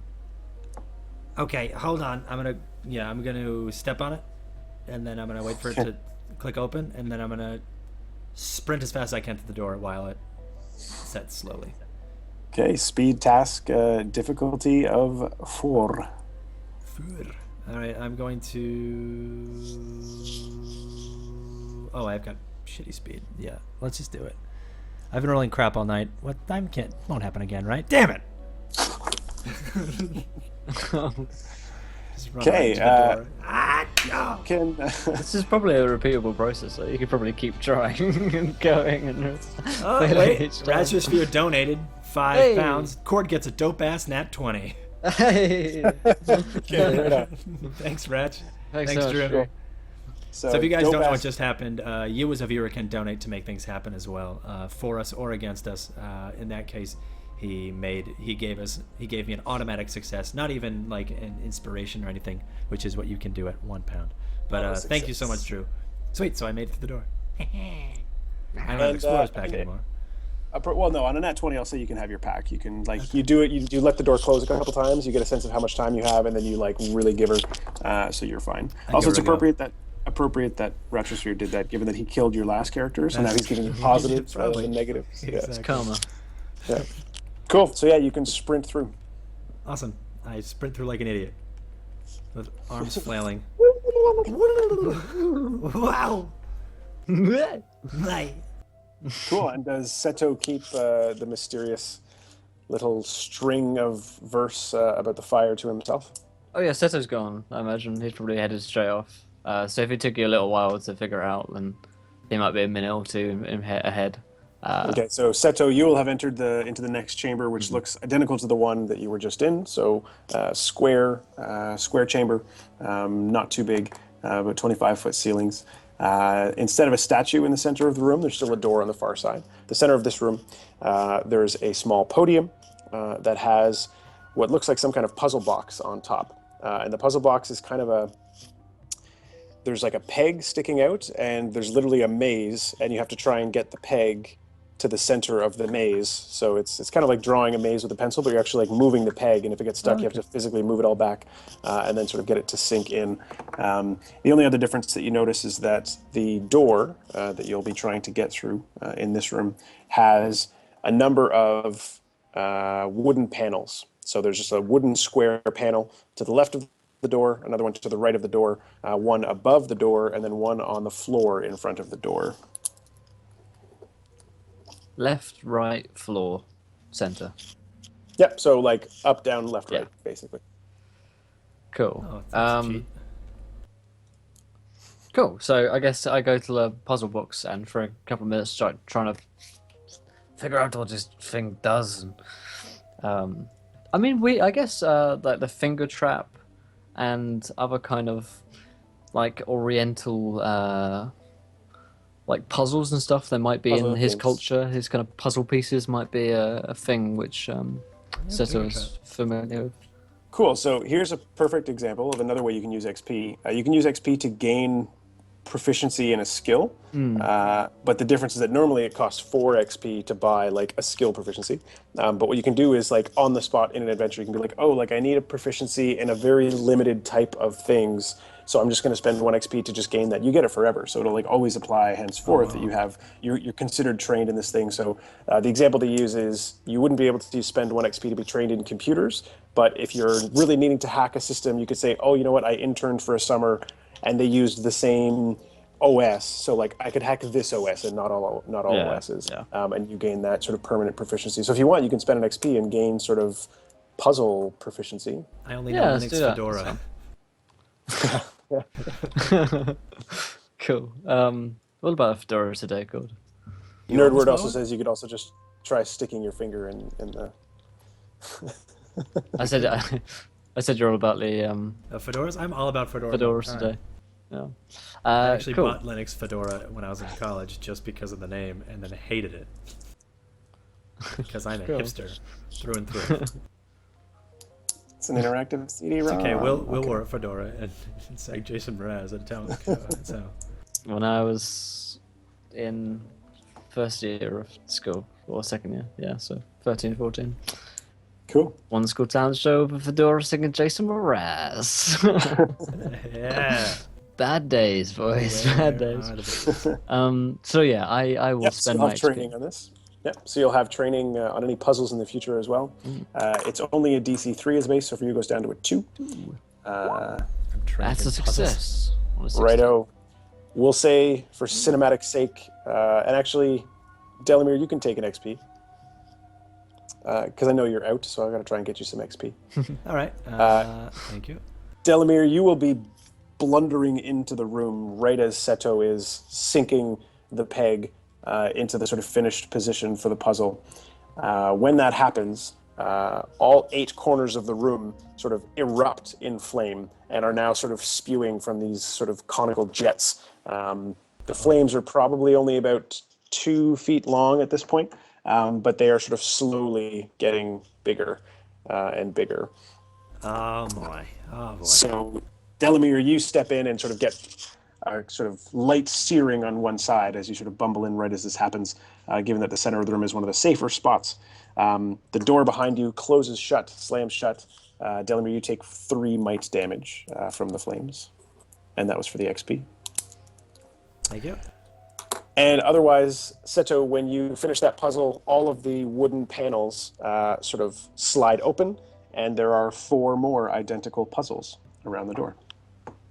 Well, actually, probably wouldn't decide. Pretty quite enjoys a kind of mental puzzle, which he's done. He probably maybe quite enjoys doing them because he's trained in doing them. So it's kind of one of these exercises he's had to do when he was at the kind of While under dojo. stress. And Yeah, while under stress, having to do these over and over to like get a clear mind under pressure, sort of thing. So yeah, he go ahead.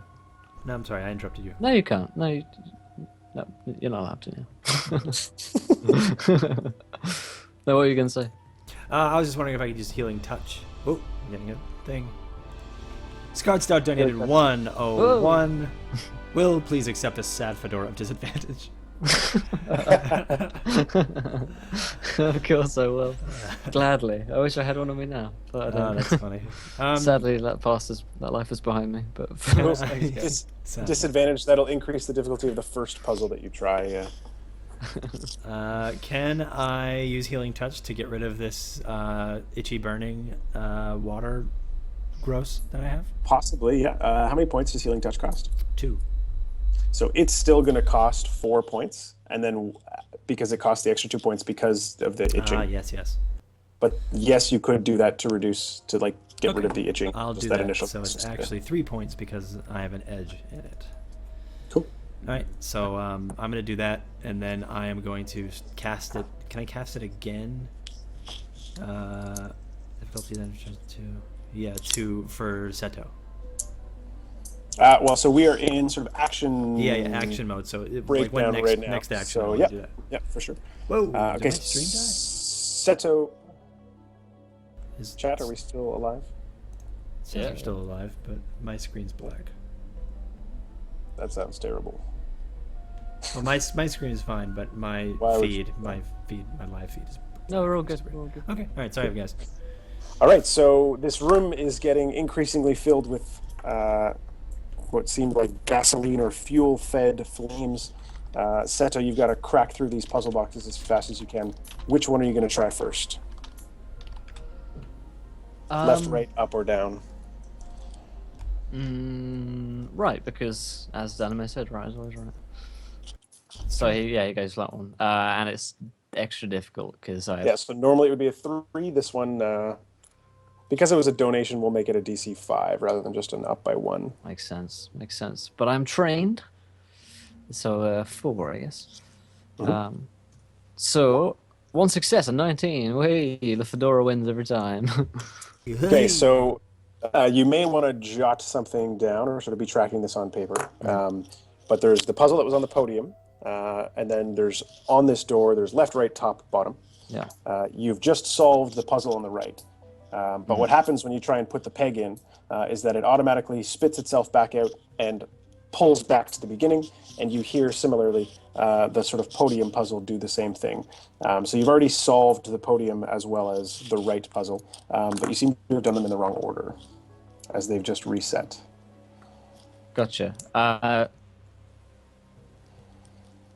So I'm thinking, do I need to do the right one first and then the podium? Oh yeah. Okay. Well, no, it seems that the podium was for sure the first one because that's the one that opens and exposes the other four. Right. Okay. So I'm doing.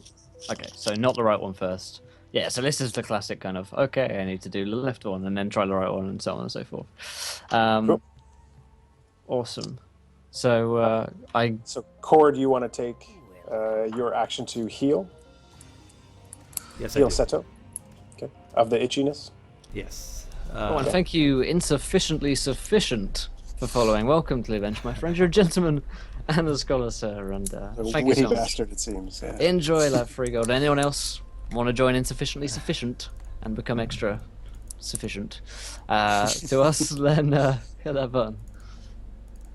All right. So Are you yeah, healing Cool, me, so- Cord, or? Yeah, he's healing you of the itching fiberglass sensation. Thank you. You're welcome. I'm glad you made it out of there. Yeah, it wasn't so bad. Being locked away wasn't as bad as I thought it would be. No, it's actually quite calming, I find. Now, let me work on this next one. The right one I've solved, but it's in the wrong order. I need to try one of the others first. Let's try this left one first. Okay. Okay, the room is still steadily getting warmer. I'll let you know. We'll sort of consider your actions to be the attempts at the puzzles. Yeah. So no worries about chit chat in between. But you're gonna try left first. Yeah, I'll try the left one first, I mean. Okay. So base DC of 3, and then you're trained in Oriental puzzles, so it brings you to a 2. It's getting warm in here. 0 success, failure by 1. Okay, so you're still dicking around with that particular puzzle, so it'll take another roll. We are further down the chart in terms of this room heating up. Those flames are probably now upwards of 4 or 5 feet long each. Again, coming from the 8 corners, so it's getting toasty. Cool. I Do say you need me to start, do anything? Yeah, start working on the other ones, but Okay. don't finish them until I say. This is gonna be very hard. I mean, I'm fumbling with the peg. Okay, let me try. And he like two hands a peg with like palms because he can't grasp. Yeah, so he's like, ah, crap, ah, boy. So, Do you try the top one or the bottom one? I'm gonna go. I'm always on bottom, so let's do top. Okay, He doesn't want to crush me. All right, so he's gonna. let's just Let's- consider it. Yeah. Yeah, don't worry about it. Let's better not to think about it. All right, so he's it's intellect of 4. Intellect 3, Right. and yeah, if you are trained in puzzles like Seto, which I don't think you are, Nope. it would reduce it. 3. Intellect of There we 3. go. Okay, so better if you scream the number right when you roll. Sorry. Alright, so Delaware solves the top. Seto, you're gonna attempt. Oh my God! Look, we just joined the adventure. Hey, Will's Donger. Welcome. Will's Donger. Whoa, thanks, dude. I didn't realize you had your own Twitch account down there, but So big, he's got his own Twitch account. He's got a laptop down there under the desk. Oh, jeez. It's just a tablet. He's bad. Hashtag Delomir. Am I right? All right, so Yeah, so you solve the one up top. Got it. You were instructed to wait before actually triggering it. okay, whoops. It's all good. It's all good. So you figured out like the route to take Yeah. the peg, but you put the peg into the thing. Seto, you were going to try again on the left puzzle. I will do that. Success on a 17, perfect number. Okay, so the left Donger is puzzle, with me. left puzzle is now solved, and it is also staying in place. Excellent. Right. Let's make a note of that. So, left solved. That's the first one. And the right one's already solved. So, can I try pulling that one and then seeing if that stays? You could. I'll do that. It'll still take the action to sort of like run it through the course, even though you know the course, so it's shorter. But Yeah. it still takes the action to move it through. When you activate the right one, all of the pegs shoot back to their beginning. Cool. And we have now used up another round. Cool. So this is either 3 or 4. So it's getting real hot in here. It's now probably just about as warm or close to as warm as it was in the Hearthstone, which Seto recalls, but Delomir would not. Nope. So pretty warm. Okay. I'm thanks insufficiently sufficient. So I go pull the left one. I say, have you got to work on the center? What? Yeah, I did that one. Yeah. You want me to drop the peg? Try it. He's like trying really hard to like hold the peg with 2 palms. Oh boy. Yeah, got it. 10. Just the tip of the whole thing. And So when try- that one goes in, they all remain in place. Okay, so Awesome. far so good. So center is 2, left is 1, center is 2. Okay, I try the right one. Okay, they all go back. Damn. And I at go this point, you're all sort of slowly burning might points. This is another sort of interesting way you can do HP damage rather than thinking of it as wounds. It's sort of extreme exhaustion. So as you guys are sweating, you're breathing heavily. It's really warm. So you both lose 1 might point now for each round. But the flames are still getting bigger. So you both lose 1 might point. All right. So we need to solve the bottom one. So I go and try to solve We've the taken bottom 3 one. points of might. Right? It's Say just again? 1, was it not? Yeah, just Or is one. It'll be 1 per round. Okay, 1 per round. Okay. Now that the room's hot enough, yeah. All right, cool. All right, let's try again, I guess. Welcome, fairly sad panda. Oh, And Nimitz. fairly sad. I know. Cheer up, dude. Yeah, You know what? I know what might cheer you up. Some free gold. Do you know how you Yeah. can get that? By following. Bam, free gold. You can spend it. You can spend it in our dungeon, and get more gold every time. It's confirmed. All right, so Base 3 for Seto on the bottom puzzle. All right, he succeeds. my God. So that's an action, isn't it? So I'm going to take another might point. Yeah, so 1 more might damage. Uh, 4. So then I say, right, this Wait, is if the you're order. if you're taking, you're taking might damage, not pain, right? Yeah, We're we not don't taking have like any pain. pain damage yet. It's just this is just exhaustion. Yeah, I mean, it functions the same. Like, you'd be able to heal it just like you'd heal wounds. It's not any different, if that makes sense. No, when he takes 3 points, then I can heal myself. Well, but that's what it's 3 points at once, right? Yeah, 3 Like, point it's at once. like- That's what I'm saying. Yeah, so these are all increments of 1, so it won't proc. Yeah. Great. Yeah. So yeah, I when say. the DM catches on to your tricks. All right, So, so, yeah, I say, this is the order: left, center, bottom, right, and I pull them all in order. right, I'll get the bottom one because I like pressure. Okay, so that'll take one, right, no, two, it's the right three, way. Left, 4 center, bottom, rounds. But if there's 2 of you, each able to do one sort of at once, I'll say it'll be 2 rounds, so 2 more might damage each, and you can finally open this door and get out of this room. Awesome. We do so. We don't hang around for much longer. Yeah. Also, there's a request from chat. Baraga is asking about using these puzzles. Maybe if we end the session a bit early, I can walk through. They're super simple, the ones for all 4 of these rooms, so that you guys can have. They're really the easy. notes. These guys are idiots. They're simple in terms of like prep. Like it doesn't require a lot of writing on the. And this side if you of the guys are table, so. interested in any of the material that dLinear uses, or if you're inspired by anything that dLinear does, GM-wise, or just as a person, if you're inspired by what he does, go over to dLinear.net, and he has a website of blogs and stuff where he does some GM tools and things you can scroll through and throw into your games. A lot of stuff you can add into your games as well. So we're lucky to And have him on. starting potentially in December, we can maybe hype this up a little bit. We can Yeah. announce. I'm going to be starting to run with Encounter Roleplay. I'll be streaming just on my own on Sunday nights. World building prep. I'm going to build a whole world and a campaign from scratch. I don't actually have players lined up to play it, which is awkward. So we have to figure that out in the 24-hour streams and things. But I'm going to pretend that I've got a group of eager players ready to go, and I'm going to do sort of a GM's tavern on Sundays. At the same time, 4 to 7, where I'll walk through from start to finish everything that I do as far as note taking and building to build a campaign.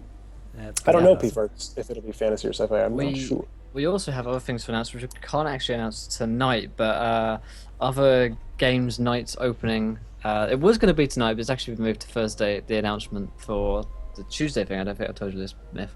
But we're going to have an announcement fiesta on Thursday, basically. You said fiesta, not siesta, right? No, we're not going to be sleeping. Okay. But, Do we want to hype Wednesday? Is Wednesday still the Awaken? Me. Emails and stuff. Working on it. Yeah. Wednesday will be. But we'll be Wednesday here. will either be Awaken or we'll be playing Out of the Abyss, as Cool. usual. We'll be playing on Wednesday. Sounds It's good. really what it comes down to. Basically, that's the case. And we do have a West Marches game if you guys ever want to play !play, and you could play with us on Thursdays. Will usually GMs that. So yeah. I always do. I played last week. It was lots of fun. Announcement Bukaki. Anyway, before we get before we get too off topic, let's get back into the game. All right, back in. You guys sort of rush your way through the flaming room. You can hear the flames starting to sort of fiddle down as the puzzles have been completed and the door opens.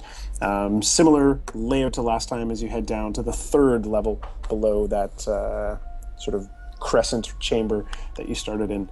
Again, same thing, Will. You're going to pick up on a little something.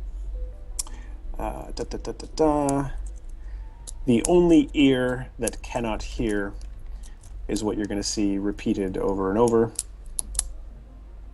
as you head down to the next level. And same idea, you've got a stone door that opens easily. In this third chamber, there is no podium. There's nothing in the center like the last two. You know, the first one had the statue, second one had the puzzle podium. There's nothing in the center of this room, but there's also no door on the far side. Instead, what you have is you have a wall that has animated sort of moving images on it.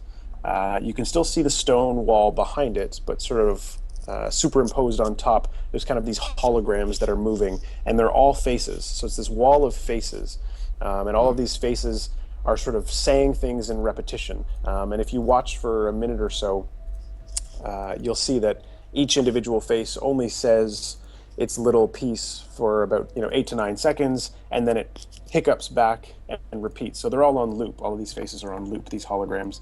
And they're all making confessions.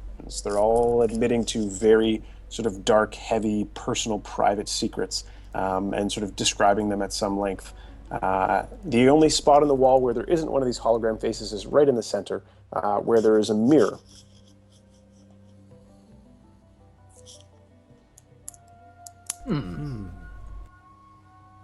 This is weird. I'm gonna walk to the mirror. This gives me the willies. It does, yes. I say, is there any way to get through? Or what are these faces? Is some kind of magic? What is this? Like, he's never seen like moving images. Let me check here. 1 sec. And he You can both make a perception check. Let's do that. can I use my Difficulty- pronoun? Probably not. It's not more really like going to give an asset in investigating, this yeah. context. Yeah. All right. Yeah, so base difficulty on this is 4. And neither of you has the intellect penalty anymore because you're both healed of the fiberglass Right we itching. are. Bam. Oh yeah. Fiberglass situation. What was the difficulties? It's 4. 4. Nope. All right, so Delomir, you find one of the faces. You notice it sort of starts talking and it's going through its loop, and it's a young man, sort of probably in his late teens. He's describing, pretty heavy stuff. He's describing having sort of bullied and tortured a couple of times one young girl that he went to school with. Him and the other sort of boys used to sort of pick on this girl, and then sort of one weekend they actually sort of kidnapped her and did some unseemly things to her that I won't describe for chat's sake, as well as just sort of propriety, but really heavy sort of confession that this guy's making. But he hiccups partway through because he starts sort of rambling and he's talking much longer. So you notice that this loop is a longer loop than the others.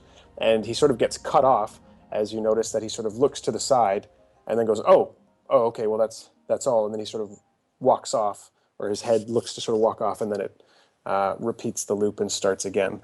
So you notice one of this wall of faces definitely has goes on for too long and then gets cut off by sort of noticing that something in the room changes partway through his unnecessarily long confession.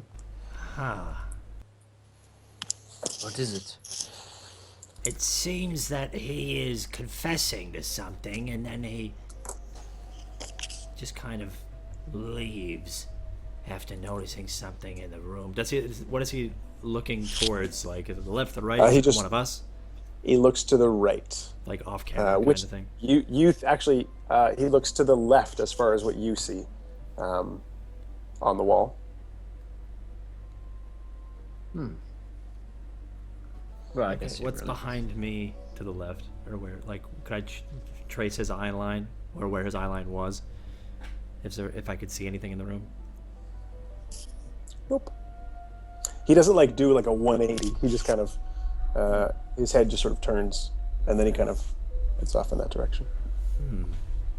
Well, it seems like people are confessing things, and apparently, I've what I've heard about the curse of Ridgeclaw is they start confessing. So maybe what they are writing is being somehow like transcribed to this mirror here. There is lots of writing and odd things in strange texts. Maybe. And this what this gentleman said is pretty dark. It makes me think if they don't want to write, He's a most it's dishonorable because- man, yes. Very, very. But I mean, if it just makes me think, just thinking out loud, if they are actually afraid to write because they're confessing, and they don't want to confess, maybe the people of Ridgeclaw aren't very good people. I guess dishonorable. Maybe men are not good people. I don't know what you're talking about. I'm a great person. My mother. Yeah, You very narrowly fit into the definition of man. Let's just. That's true. I know what you're talking about. You're talking about. So yeah, Seta looks kind of serious and he says, "But have we not all done things we regret?" Remember, Delomir, that the first time you touched and healed, or no, you tried to. Oh Never no, mind. this is Maximus. That was Maximus. Yep. Never mind. Yep. No, going back, remember, Delomir, when the people first met you, you were in the anal sac of a It was flea. not the butt. It's like the equivalent of like an external appendix. It was like that a was no longer side- used. It was It was like a side appendix on this big bug that it no longer like there used to be a use for that storage space and now there isn't. So it's just this but like it empty had, spot. but and it people had catch a ride. like a dorsal blowhole. Yes. It had not a Four. dorsal, but it would be a blowhole of whatever was in there. But so his side butt, and Four so side butts. You were Anyway. birthed from the left rear side butt. Yeah. that's what it was. Come into the world.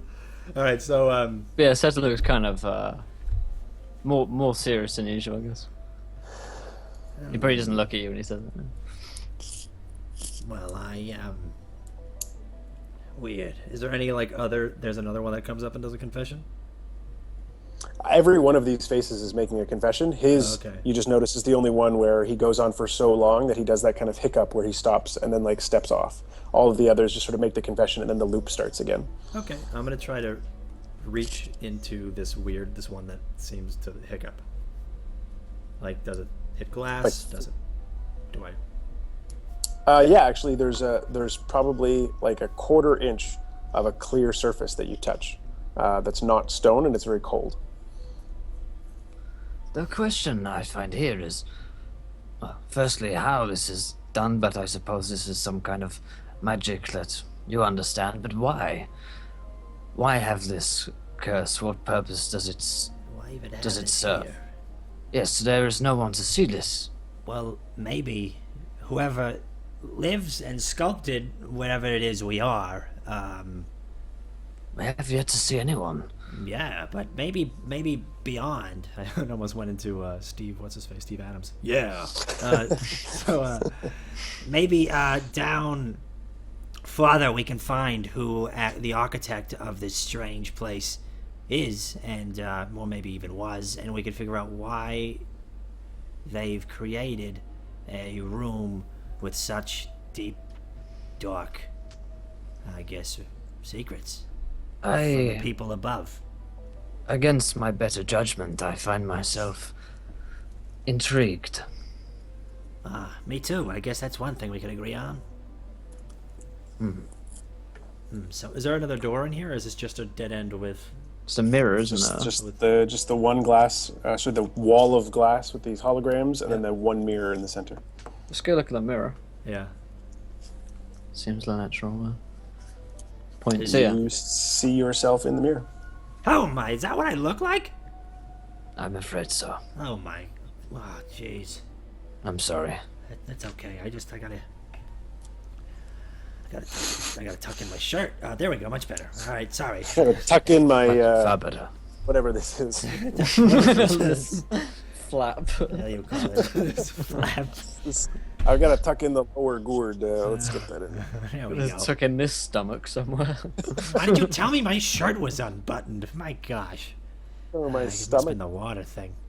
You clearly thought he was talking about every other bit of Everything his else, appearance. I guess like walk closer to the mirror. I guess. Do I see Harry's parents? Are they in there? No. Now, Patrick Swayze's behind you, and he reaches his arms around. And Let's sculpt this mirror. All right, now roll mutations for Patrick Swayze. you are the sculptor. That's true. Yeah, is there anything weird about this mirror? Anything in particular, or is it just a mirror? And I'm assuming it is like a big one, like in Harry Potter. Like I'm thinking big of. ornate Like, yeah. Sure, yeah, sure. I mean, the only thing is that it's actually like it's embedded into this wall-sized panel of glass, so it doesn't stick out. It's just like if you were to run your hand from the hologram wall and then onto the mirror, you don't feel any ridge. So it's just sort of built right into it. Perfect. So that's one thing. The other thing is that it doesn't actually start to reflect you until you're within like 5 feet of it. So it just looks like there's this wall with all these hologram faces, and then in the center there's this section that's not reflecting anything. You can just sort of see the wall almost, and then when you come close, it sort of activates its reflective surface, if that makes sense. So for instance, if Seto, you were standing right in front of it and Delomir were 5 feet back, you would be the only one you would see in the reflection. So it's like a futuristic. It's a futuristic automatic door. Or camera of some kind, yeah. That's true. Yeah. Can we Skype an error. go through it? Is this? Try it. You first though. I've done too much today. Take a Very break. well. He takes a knee. I guess I'll try and see if I can push a hand through it, or tentatively, or is it just kind of? Cold glass. Weird. No way through. Perhaps we smash it. Perhaps. Hello, people of the pictures. Do you speak English? And or whatever, what do we speak? Common? Yeah, there's like a common. Do you speak the common tongue of the ninth world? Have this? They continue with their repetitions. rude. This might sound odd, but could you try writing something down? Okay, let me try to write something down. And he like fumbles with a pen. It's probably best if you do it. Yeah. So, You could sculpt flesh with one of your fingers and like get an ink pot. And Yeah, like, I could. Seto shakes his head. Oh my god. All right, so fine. Let me try. Do you have any? Do you have a pen or anything or something Man's I got could write? dark secrets. Oh shit! You don't want to try to start confessing. Yeah. Seto doesn't want to reveal anything about himself. I mean, it's Right. possible. It's possible. P. Fred says to write red rum. On the mirror. Why is it coming backwards? Murder. That's Yeah, I probably have some kind of writing implement on my head. Yeah, sure. Okay. I laugh and go. Well, do you have the ink for that? Yes. Oh, cool. And then he's going to sculpt his flesh, make a claw, and then try to write the best he can with it, like his long 12-inch talon. Are you just writing on like a notebook or like a pad or something? He's gonna write probably just on maybe a space on the wall. He's just gonna try to write Okay. something. What are you gonna try and write? Hello. Or greetings, or help. No, help. Question mark. Okay. I need you to make an intellect defense task of a difficulty 8 as the base. It's gonna do that thing in Harry Potter where you get a message back. Maybe, or I just keep writing. You just carry on writing whole essay. Blah blah blah blah blah. I shall not put gum in Jenny's hair. I shall not put gum in Jenny's hair. Don't touch the baby. Don't touch the baby. God. So, well, he's mutated. So it's difficulty 8. So that times 3 is 24. I'm never gonna make that. Which is impossible. So you have to reduce it somehow. I'd have to reduce it somehow, which I'm trying to do. I am proficient in light weapons, and I am, in fact, my index finger is a light weapon. Tell me about the Chamber of Secrets. No. Oh, jeez. But yeah, guys, if you're following here for the first time, there's lots of new people around tonight. Do hit that follow button. Get to see our adventures 3 times a week on Mondays, Wednesdays, and Thursdays at 4 p.m. EST. We are here every week, and soon to be 4, other because we nights have as well. Sunday. That Sunday. Yeah, soon to be 4. And Coming soon up. to be maybe more. Spoiler. Hi. All right, Cold. Roll your fucking. All right, I guess I'll just roll my dice. And then there you go. Then what I do? Oh, that was successful. Okay, Cord, you Oh, need wait. to. Sorry, you can spend int points to reduce it, but Balls. Well, I the forgot. only proficiency would be intellect defense itself.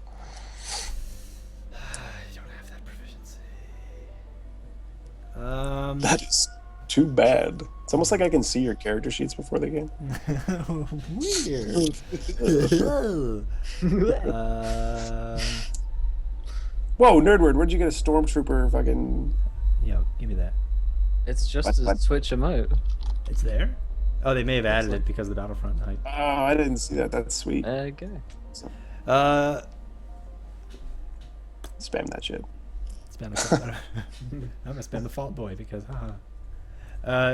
so Okay, so you weren't gonna spend levels to reduce it? I have to spend 2 levels to do it for it to be possible. Yeah, it would make it an 18.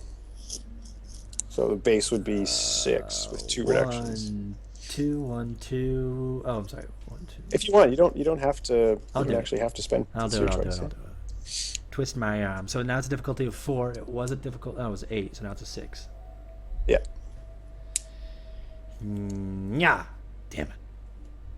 Nope. Okay, Cord, confess one of your sort of deeper or most shameful secrets, and that is what you were going to write. You're not going to be able to stop yourself while writing. You're going to try to start writing hello, and that first stroke doesn't even become a full H. You just suddenly feel this sort of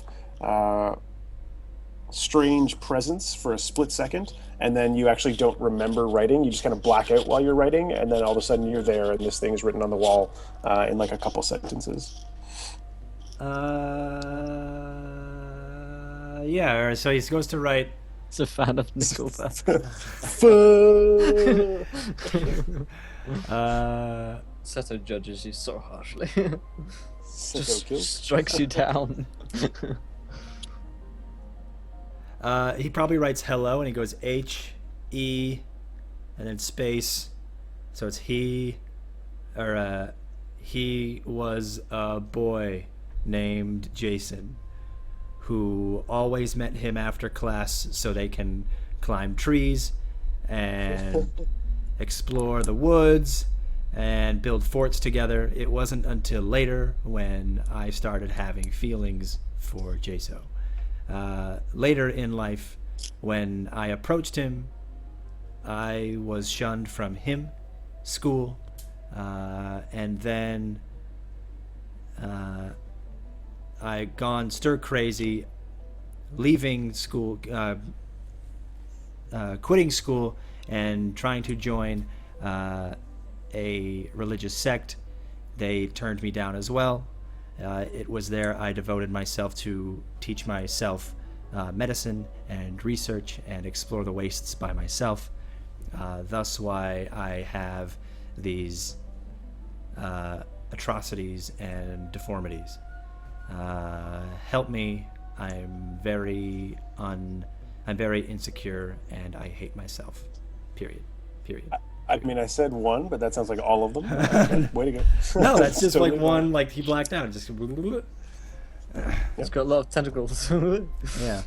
So yeah, Seto, you see that. Wow, what Delomir, happened? You blink back, and you see that. Oh. Seto's like the most awkward man in the world at the best of times. On a good day. Yeah. Oh my. Well, that's weird. I don't know who wrote that. I don't know. Oh boy. You. What? I don't know, but it was for sure you. It wasn't. I didn't write that. What? Seto is like, oh wait, no, I can't lie. That's rude. So good talk. He's very like, Oh my. So, Did it have any effect? I what, me kind of writing? look around the room. Well, That well, was rough. it's, well, it was worth a try, I suppose. He like walks off somewhere. Like he finds Yeah. a reason to leave, basically. yeah, Delmir's pretty wigged out as well. Oh boy. Okay. So we're stuck It's in this something room. to do with the mirror. Confession. I go smash the mirror. You can make a strength check. Oh. The difficulty on this task will be a wheat. What? Sorry. A wheat? wheat. Don't know what that is. Is that like a Canadian word? What is that? It's French. A wheat penny? Oh, a wheat. Oh, I was like, you just the way. I was like, oh. Is that a Canadian Is word? that Yeah. something- Yeah, it's the French number. Yeah. Yeah. Shiny Thank you, Bryn. Shine. Brian, Shiny Brian. Thank you so much. Welcome to the adventure. You are a gentleman and a scholar. Enjoy that free gold, buddy. Yeah, I don't think I'm gonna be able to go to do this. Say you can have an asset by using the hilt of your samurai sword because it's extremely high quality. How'd you use the hilt of your dong or like the base of it? Wait, maybe after this I will. Just a lot of. I'll let you know. So you can reduce it once by using your masterwork samurai sword. Carries it down to a 6, which is. Yeah, I guess I'll try. Can I push him? Ah, I was gonna try to push you as you were attacking, just to give you more momentum. There, that should help. Yeah, so you don't break the mirror. Ah, that was awful. Good shot. Are you embarrassed as I am? Because probably not. Not well. I'll say, Yeah, will it's a you face notice? enemy. Seto, you notice right as you're like about to like whack it, like as you're making contact, when you're as close to the mirror as you've ever been, Yeah. there's a little sort of green light, really, really small green light, just a little circle right in the center of it, kind of at eye level, that sort of lights up when you're really, really close, and then when you step back, it I go and step in close to get a better look. Alters the trap to make Yep. it easy for us. there's So, now a green light. Delomir probably reaches into the sack of things of just weird stuff, and he pulls out this fleshy, like mass, and it's covered in like a little bitty like wiry hairs, and he starts to stroke it, and you could kind of hear it start purring. It's one of his oddities. I'm not sure. He has a disgusting oddity. That's in the game, right? That fleshy thing. Yep, that was on the table. Yep. That was from the book. That was canon. It's all canon. Perfect. Yeah, so you're petting trying to the think. sack of meat. Gross. Seto, as you stand in front of this thing, there's that little light. Yeah. Anything? Does it do Anything anything? happen? There's a little light here. I don't know what it does. What kind of light? Is it like an LED A, light? gr- or a green one. Oh, okay, it's green, so that means go. I'll so say- try it again. I'll say the light will blink, and then immediately to your right on the hollow wall, you'll see your face saying, "It's a green light. It's just sitting there," and then that hologram face will immediately sort of just dissolve in like pixels and go away. Oh, Well, what? it's recording. People come down here and record their confessions. Oh, if we get the people of Ridgeclaw used to come down here, record their confessions, and therefore they can continue writing. People stopped coming down here to actually do their confessions, so the curse caught up to them, and now every time they write, they can't help but confess, because they are not appeasing whoever or whatever built this temple. I see. So, well, what does that mean? That means Does we've got good news for Ridgeclaw. They've got to come down here and confess all the time. Or we break the mirror, but I don't think you could do that because you're strongest man I know and you couldn't do it. So we should probably just get them to, we'll probably build like a safe bridge across that raging stink river and they can come down and they can, this place I is do still not pretty like weird this. though. Yeah, it's pretty weird. I think if that's the case, it should not be. We should free them from this curse. Oh yeah. Yeah, we could do that. But I don't know how. Should we have to probably break the mirror, but you couldn't do that. There must be more to this than just a mirror. There must be something that built this place, or someone. Let's go back to that big If room. they are recording us now, perhaps we can speak to them through the mirror. Maybe. Here, I- let me step in with you. Sure. We step into the mirror and I kind of say, Hi! We are from... No, okay, you first. yeah, I say, hello. If you can hear me, I would like to challenge you to mortal combat. Oh, okay. Whoa. And you see tentacles just hit your face. It's like guy who pushes you out of like away from like off cam. And he's like, okay, we don't want to challenge you.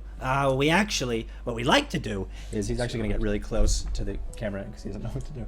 So what we're thinking was you could come out and help us because, or lift at least the curse, because the people of Ridgeclaw above us really like you to Blink. stop it. Oh, something happened. It blinks, and then you see that little bit of recording appear for a second before dissolving away. Okay. So it recorded that. There we Good, go. good. Now That's we just that's wait. good. Now we just wait for a response, right? Maybe. You guys could take a rest if you want to roll a rest. Yes, I do actually. I'm kind of injured actually, so that would make Yeah. it good. It's a Yeah, well, D6, okay. right? Yeah, D6 plus 2. Sweet. Sweet. That's my 10-minute rest. Cool.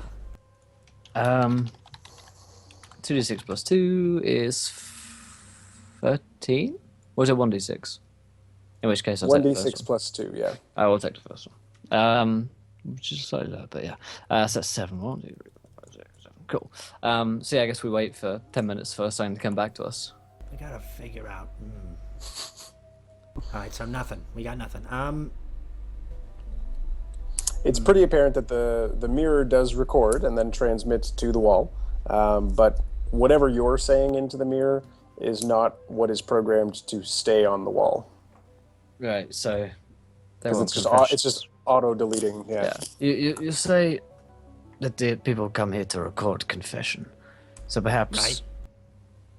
confession is what the mirror wants. Well, yeah. I'm not doing that again. Maybe you confess to something, and then I don't I don't understand if that will actually get us anywhere, you see. But maybe it will. We'll never know until you try, buddy. I mean, I showed you mine. You could show me Exactly. yours. That's what I was waiting for. I was waiting for that time. So, Yes, Seto says, well, I suppose if we have no other ideas, the only thing is this mirror. Very well, I shall confess. And I go to the mirror and say, 128 days ago, I missed my daily meditation. I was busy.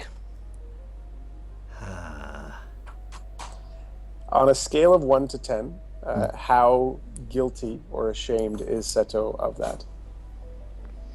Give it a 3 or a 4. It's a shitty confession. Okay, same thing happens. It sort of registers on the wall for a second, and then all right, my turn. And he's gonna Solves step it. him aside and goes, "Fine, if we're doing stupid confessions." Last night I didn't brush my teeth. This morning I didn't either. Brushing your teeth is for wussies. And he goes and looks at the camera. Or he goes and looks at the feedback. Oh look, it didn't work. You need a powerful, a stronger one than that. Here, you go again. Try again. Something you really feel guilty about. I mean, I already, you know this one. And he points. We're never going to talk about this one ever again, okay?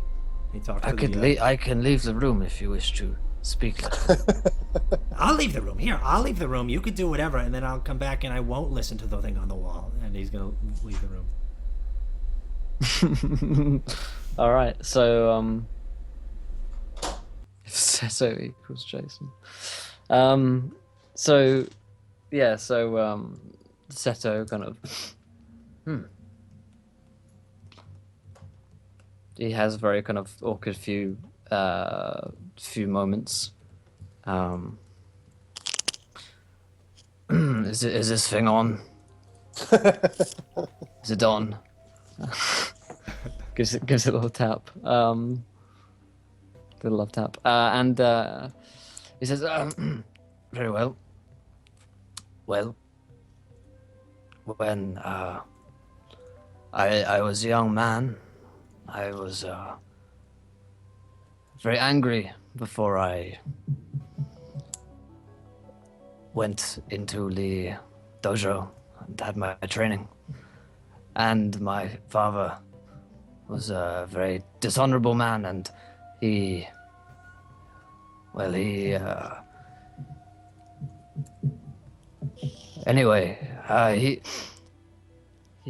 my younger brother, he was not so strong, and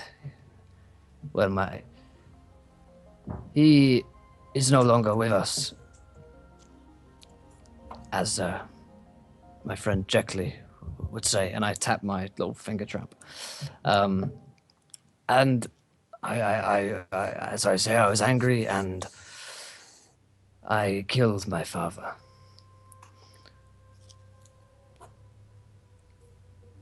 it is going to blink. And it kind of bows his head. It will blink the recording and slide it up onto the wall. It will stay. It will not dissolve and delete away. And it'll start saying, is this thing on? Tap, tap. And start playing through the recording. And the mirror is going to slide up, revealing another flight of stairs. This one just going straight down. There's none of the winding back and forth. I take a moment, and then I call, Delomir, we are through. Oh, okay. As he kind of walks and then can't help. Are you behind him? Are you leading him? Seto gives you a very dangerous look. Yeah. And he's like, okay, and he like walks through, and then he kind of looks. He can't help but be like, and look and glance over at that. At the feed coming from the wall, and he tries to listen as best he can, probably before Seto like pushes him down the stairs. Yeah. Is this thing on?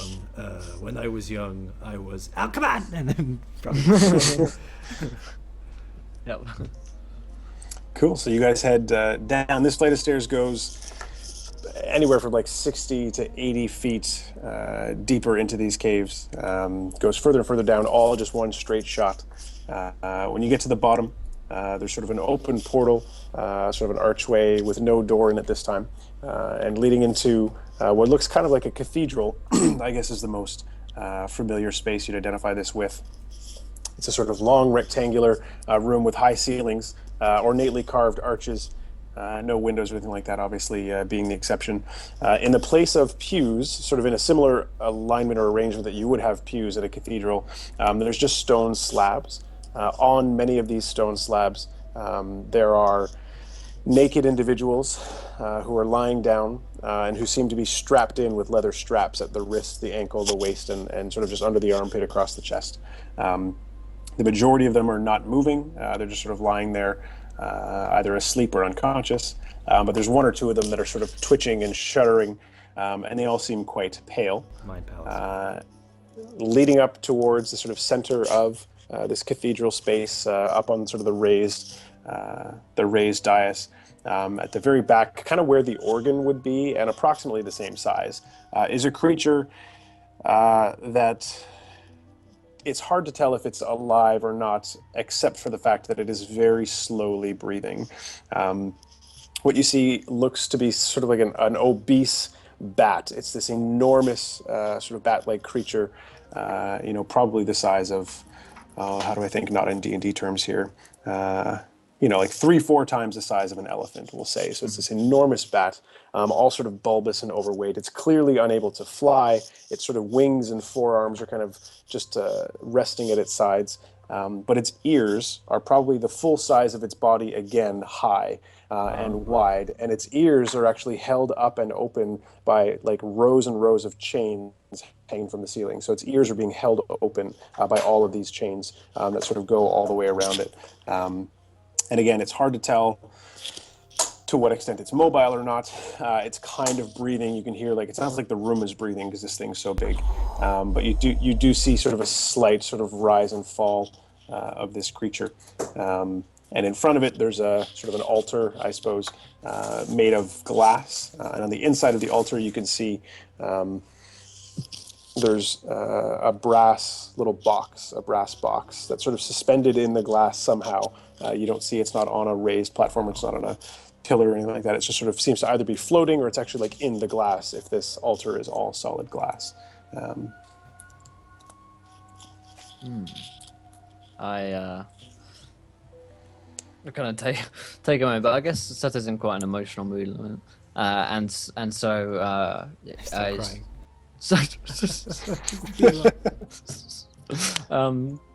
No, he's like, good, we have found the creature. Now, to slay it. And Wait, draw my sword. I think it can hear you. Good. Take a look at those ears. Creature! And I call out to it. I think it wants a confession. No, You should say that confession one more time. I shout, creature! Come here. My sword wishes I to can't meet you. whisper. And I just start shouting it. Yeah, it's pretty apparent this creature is unable to move of its own volition anymore. This should be an easy fight. Yeah, I go over to. It looks like we've entered the fat cave. I say, Delomir, you get the other women, aren't they? Yeah, there's a number. I mean, Yeah, like I said, yeah. there were men and women, but all mostly just young people. Cool. Yeah. You notice as you sort of walk by, as you're entering, if you're going to sort of step forward, they're in various states of evolution towards the cave spirit bat creatures that attacked or were conducting the snatching. So they're slowly turning into those bat-like humanoids. So some of them have, like, their ears are starting to sort of elongate and sort of shift up on their head. Most of them, their hair is sort of falling out on the top of their head, but they're growing hair kind of everywhere else. Some of them are starting to develop some webbing kind of in their armpits. Gotcha. Gross. Yeah, I say, Delomir, you get the people out. I will deal with the creature. Right. Okay. And then he's like, well, I guess you go first. I'll be right behind you, buddy. And if you need anything, you let me know. I've got your back. Cool. I go over to it and start hacking at it Okay, we will. It's fucking huge, We isn't it? But I mean, it just. Yeah, we'll enter initiative, and I need you to roll an initiative against a 4 for both of you. Although your first action will sort of happen right away outside of initiative. Same with Delomir. So Delomir, what would you do as your sort of first stage before Seto starts just chopping into this thing? Running to the tied up people. Actually, no. Yeah, I'm gonna run towards the tied up people, and one hand I'm gonna mutate into claws, and the other one I'm gonna mutate into something a little more mobile. Actually, no, they're both gonna be claws. He only knows he can only turn his tentacles into claws. That'd be stupid to make him fingers. That'd be too easy. So yeah, he's gonna claws, and he's just gonna be like, "Don't worry, people. This is gonna look weird." And he's like, "But I'm here to save you." Okay, so you're cutting all of their straps, I suppose. Yes, when he gets there, yeah. But yeah. I am fleet of foot. Can I use that as an asset? No, it won't have an asset on initiative. That'll just be an action you could take within initiative rounds. You can actually take training in initiative if you're interested, like in the future. Zero like successes. I fail. Okay, and mathematic, your initiative against a DC 4. DC 4. Yes, I go first. Cool.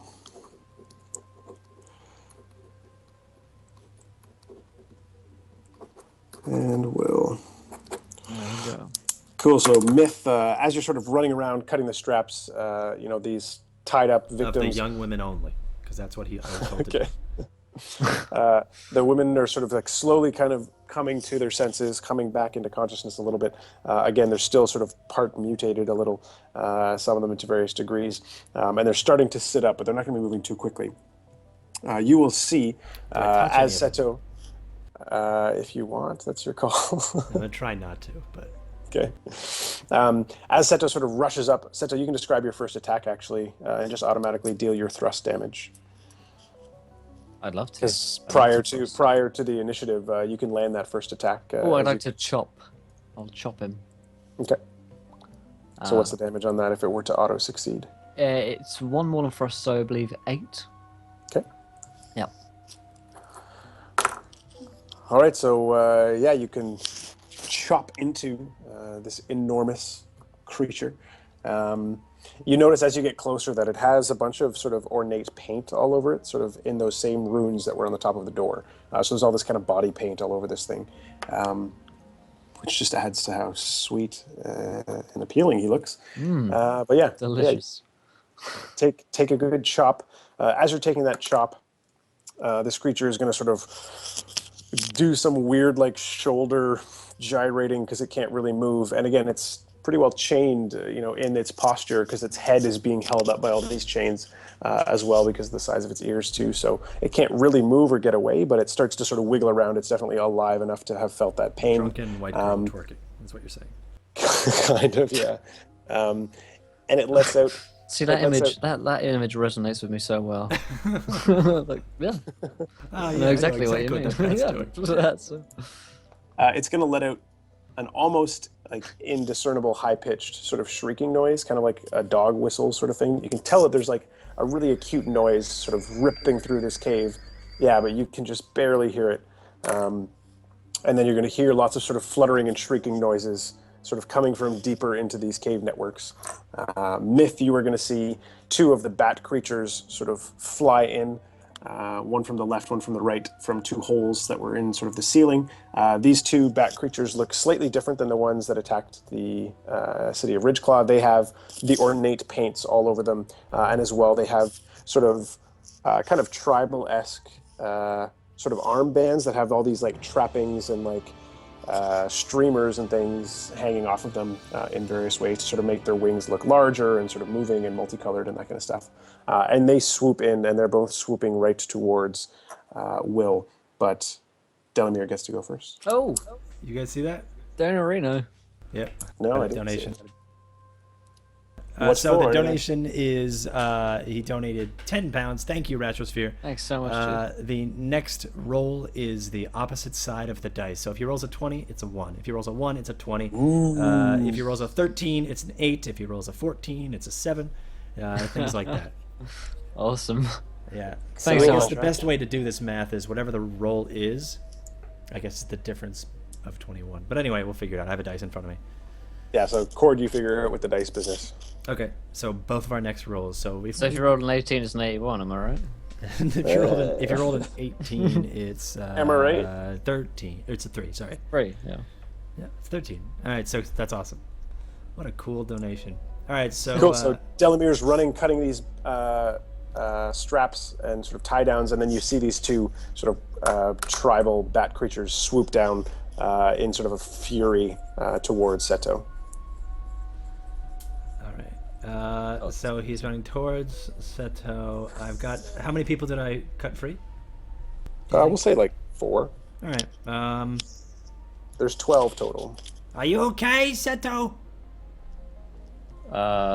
You got Yes, of course. it? All right, I'm gonna keep going with the people. I'll do with this. All right, you let me know. It's like Seto's just dead. I'll do with this. Fine. I'd rather not be touched by you. All right, cool.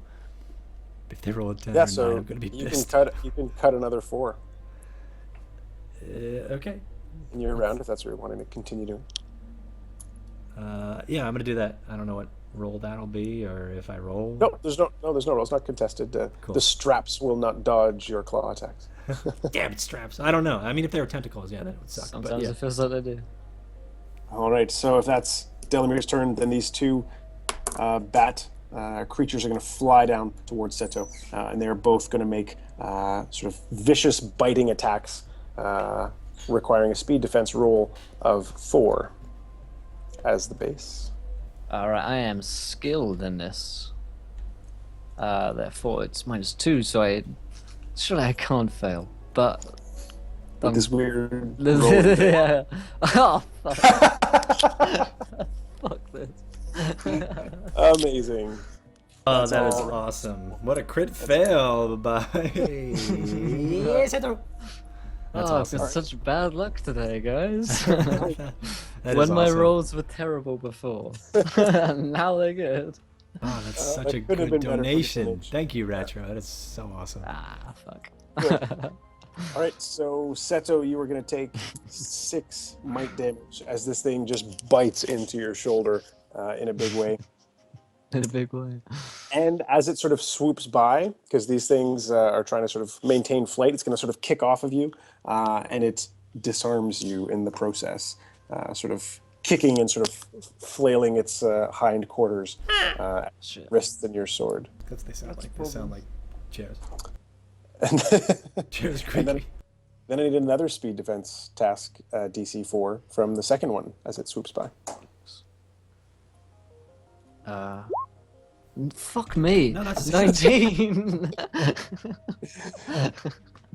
No, that's good. Because it was only that. It was that next roll, right?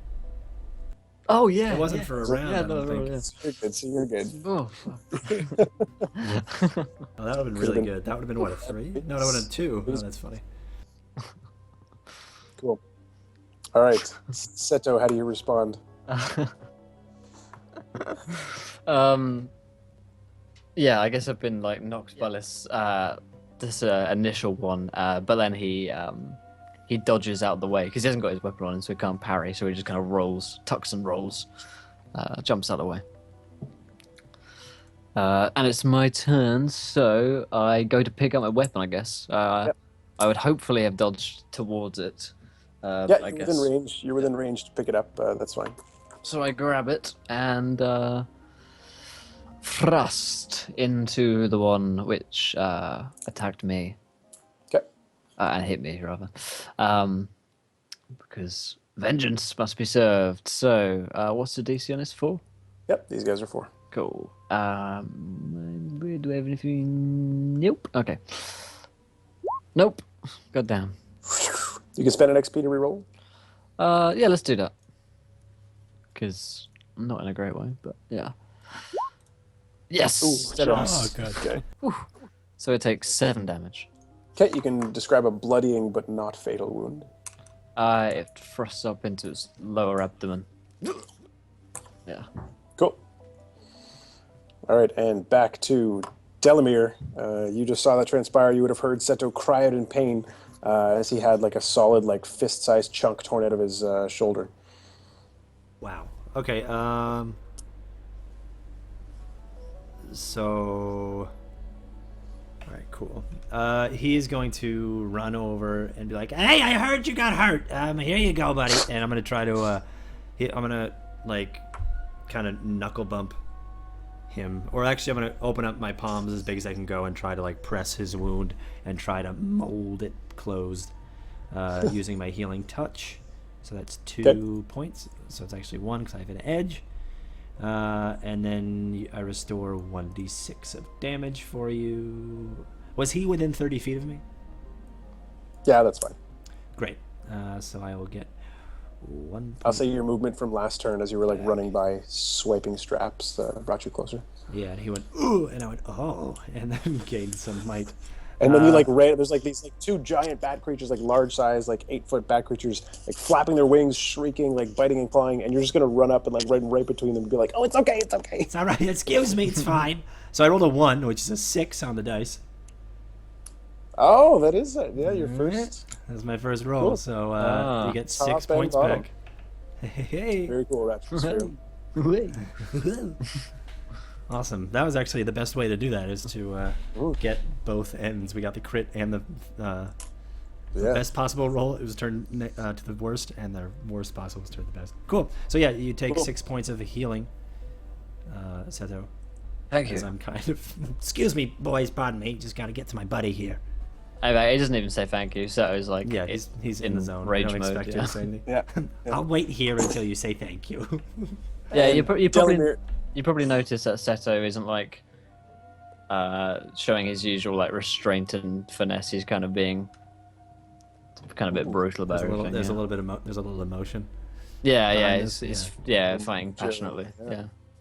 Delomir, right as you, your emotions are Delomir, showing. as you run up to sort of Oh, I like patch that. up Seto, one of these creatures is going to try and just latch onto your back.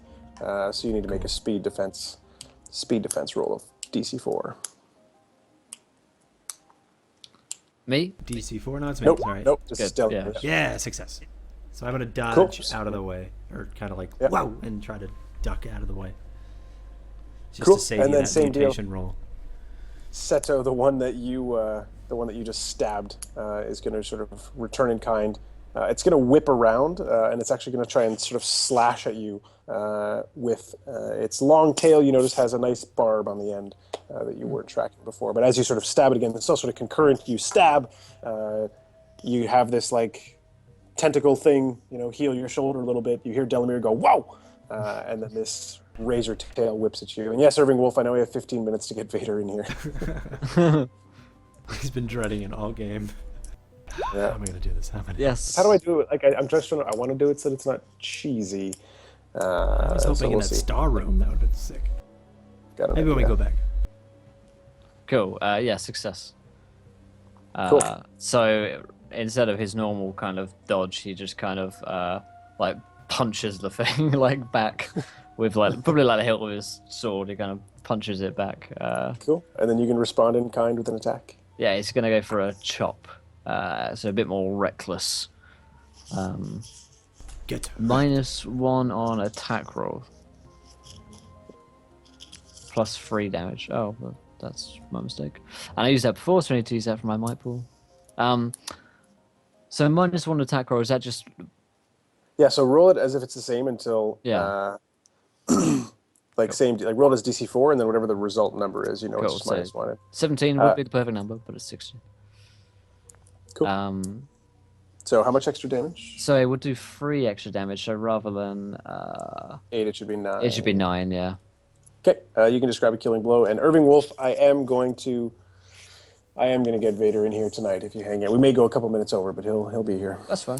I can go for... over. Man, with you DMing, I could stay all night. Oh, guys. Oh. I just love Numenera. It's not you. It's just Numenera. It's not you. It's Numenera. Fucking you, buddy. Okay, buddy. Oh my god, he said it. That's how they speak. Yeah. So yeah, he's like Eh? punches Thing in the face, and then he kind of takes both his hands and kind of just brings it down on the neck of this Thing. The blood goes all over him, and his red eyes are kind of. His face is all red now, not just his eyes. Oh.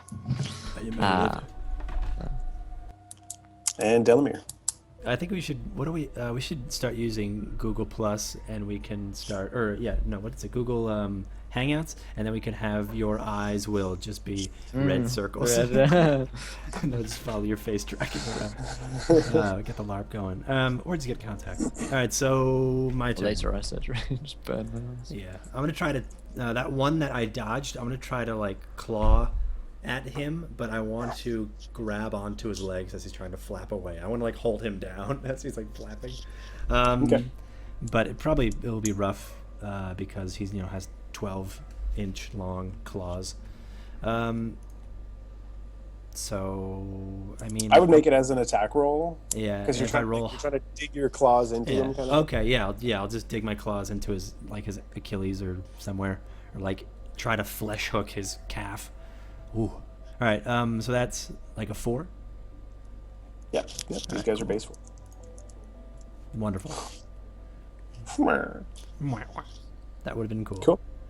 Yeah, so you try to dig your claws in, and he just kind of like twists, so like you maybe get like a scratch, but nothing that anyone would classify as seriously wounding. And this creature will sort of turn again, doing its sort of whip its razor-barbed tail towards your throat, Delomir. At this point, actually, you can all start to hear a sort of faint rumbling noise. No, kind of like earth tremor type noises from like the cave network themselves, given how far underground you are. Yeah. Give it a couple minutes. A subway will go by, and you'll be able to know the know the sound. Yeah, Baraga points out that it does in fact whip its tail back and forth. See you So later, speed defense roll from Delomir? Delomir. Base 4. Yeah. Ew. All right, and I'm a machine. Seto in his blood rage. Do you Uh, go for the living creature or back to the bulbous elephantine? We're trying to think how much damage I can really do to this thing. I guess the one which is alive, because it's like moving. I guess in like his haze, he's kind of sees movement and he goes for that. Sure. So he's gonna do another chop because he's on a mad one. So it goes down to 12 and 4, which is a failure. Whew, these rolls tonight are killer. Yep. Jesus. Oh, good. Jesus. All right. The one that 20 I had. If you guys ever Disappeared. want Sydney to show up or speak, you have to say Will's Donger, exclamation point Will's Donger, and then she always does. Ken confirms. That's how I get her to talk to me. Is that how you start conversations too? Just... Cool. So that is a miss, Seto, on your part. So he's just going mad. As we go back to Delomir, this rumbling starts to get a little bit louder and louder and louder. And you guys start to hear the sort of screeching, high-pitched noise coming from the sort of elephantine bat also start to get more audible and actually really painful. So there's now this like really sort of loud and penetrating sort of shrieking noise. And if you were to sort of look up, this thing's like small mouth and small sort of face and a sort of big head is like, it's got its mouth sort of wide open and it's just like kind of doing this like pulsing as it's sending out these pulses of noise. Nice. All right. And we're back to Delomir. All right, Delomir is that thing. He's gonna try to swipe at that one that's kind of like swooping him. Once again, he's gonna try to dig his claws into it. Damn. Sure. Not today. A Oh gentleman's my four. gosh. All right. And this thing's going to respond by just throwing itself on you, Delomir. So speed defense task of 4. Take that. Heyo. So not only do you not take any damage, Can't but I'll let hit me. you have an opportunity attack on him from that crit on your defense. Of course not. Okay. Fuck's sakes. Oh my gosh. All right. And we're at Seto at the bottom of the initiative order for this sequence. He's gonna go for it again. Yeah. Chopping away, depleting his might pool, but he doesn't care. No, fuck my life. Oh my god, all right. Okay, so once again, this thing sort of slips left, dodging your samurai sword.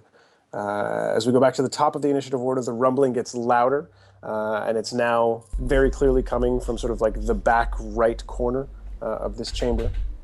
The shrieking noise is getting louder to the point where you all need to make an intelligence defense task at the beginning of this round, or you're going to take intelligence damage. So intelligence defense task, the DC on this one is an 8. Oh no! It's gonna happen anyway. Damn, that was close. See, this is where we should have saved our. Can I give XP to Will? Yeah. Yeah, you can. Please do. Yeah, you can give XP to Will. You have to give him like 1 XP, yeah, and then he can do stuff. Yeah, you can. All right, Delomir, intelligence defense. You can try and reduce it if you want, otherwise it'll be an auto fail. I can reduce it twice for 4 points. I'm gonna do it. Okay. Giving me, it was an 8, now it's a 6, so that's an 18 on the dice. I rolled a 1, great. Okay, so Delomir. Can I re-roll it? I have an XP. Yeah, if you want to spend an XP. All right, I'm gonna spend that XP and re-roll it. Great, still a fail. Pretty hilarious. Not quite as bad. Not quite as bad for Yeah, what might. whatever. So That's you true, guys yeah. failed the intelligence defense task. This shrieking noise is now oppressive. It is just killing your ears. You can sort of start to feel it in your temples, coming from this large bulbous creature. The room sort of starts to vibrate quite differently from the rumbling coming from the one corner as something approaches. But you both take 1 intelligence point of damage to your int pool by starting this round having failed that defense. Fuck. So the large creature is giving out this shrieking noise. There's one of these bats in front of you, and something is rumbling around underground from the back right corner of this cathedral room. The bleeps, the creeps, and the shrieks. Basically. And we're back to Delmir. He is going to try to climb up the belly of this. Oh, no, that's right. The rumbling's happening again. He's going to try to climb, like dig his claws, Wolverine style, into the belly of this like bat. That's like this fat bat, and then climb up it. And he wants to get to its face and shut it up. Okay, no roll required, but it will take your round to get up to its face. Okay. But do I deal damage? Because I'm like going to dig claws to climb in there. Yeah, we'll say, what damage do you normally do on an attack 4. with your claws? Okay, so we'll say it's that times like 1.5, so we'll say you can do 6. Okay. Because it's many little digs. Yep. Cool. So you climb up and you are at its face. Great. As you climb up, the bat creature that was attacking you is going to sort of fly up after you. It is far more concerned with you than it is with Seto at this point. And it is going to try and just grab you and pull you off. So you need to make a speed defense roll, or it's going to be grappling at you. I rolled a 6. Okay, so he's got you. So now make a strength check of 4. This is just sort of athletics based. Otherwise, he's throwing you down. I'm going to reduce that. Okay. So it was, so now it's a 3. Yes, 11 success. Cool. So it's sort of grabbing onto you and you're sort of wrestling with it, but you manage to keep one of your claw hands sort of dug in, not actually pulling you off of the creature. Cool. I imagine these claws as just like, they're probably 10 inches of like straight out claw. At the last 3 inches they curl in. Yeah. But Cool. yeah, so it's probably like that. It's like hooked onto some, like a rib or something, keeping it Cool. in there. And then to Seto for the last turn of this round. I know, Irving, we're getting there. There will be a cinematic close, but a little bit more is going to happen first. It's gonna chop again because it's gone. Yeah, Okay, okay. okay, so were you chopping at the big bulbous elephant one? Because the other bat Yeah. followed... yeah, okay. Cool, so you deal more damage to the big guy. The shrieking gets louder.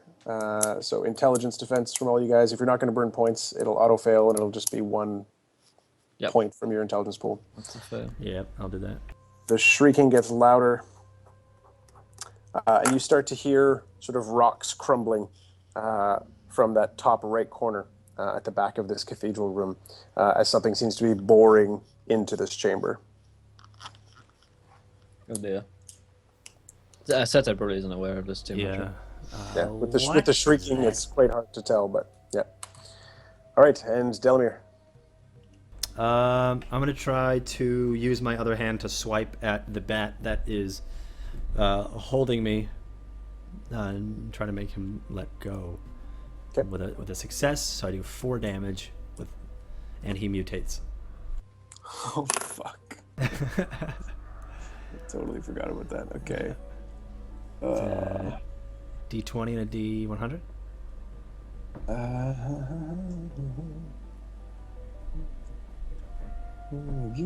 Playing the game. Optional rules. Mutants. Racial options.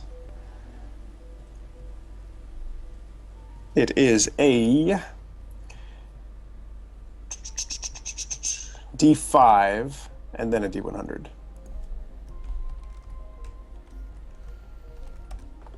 4 and Okay. a 4.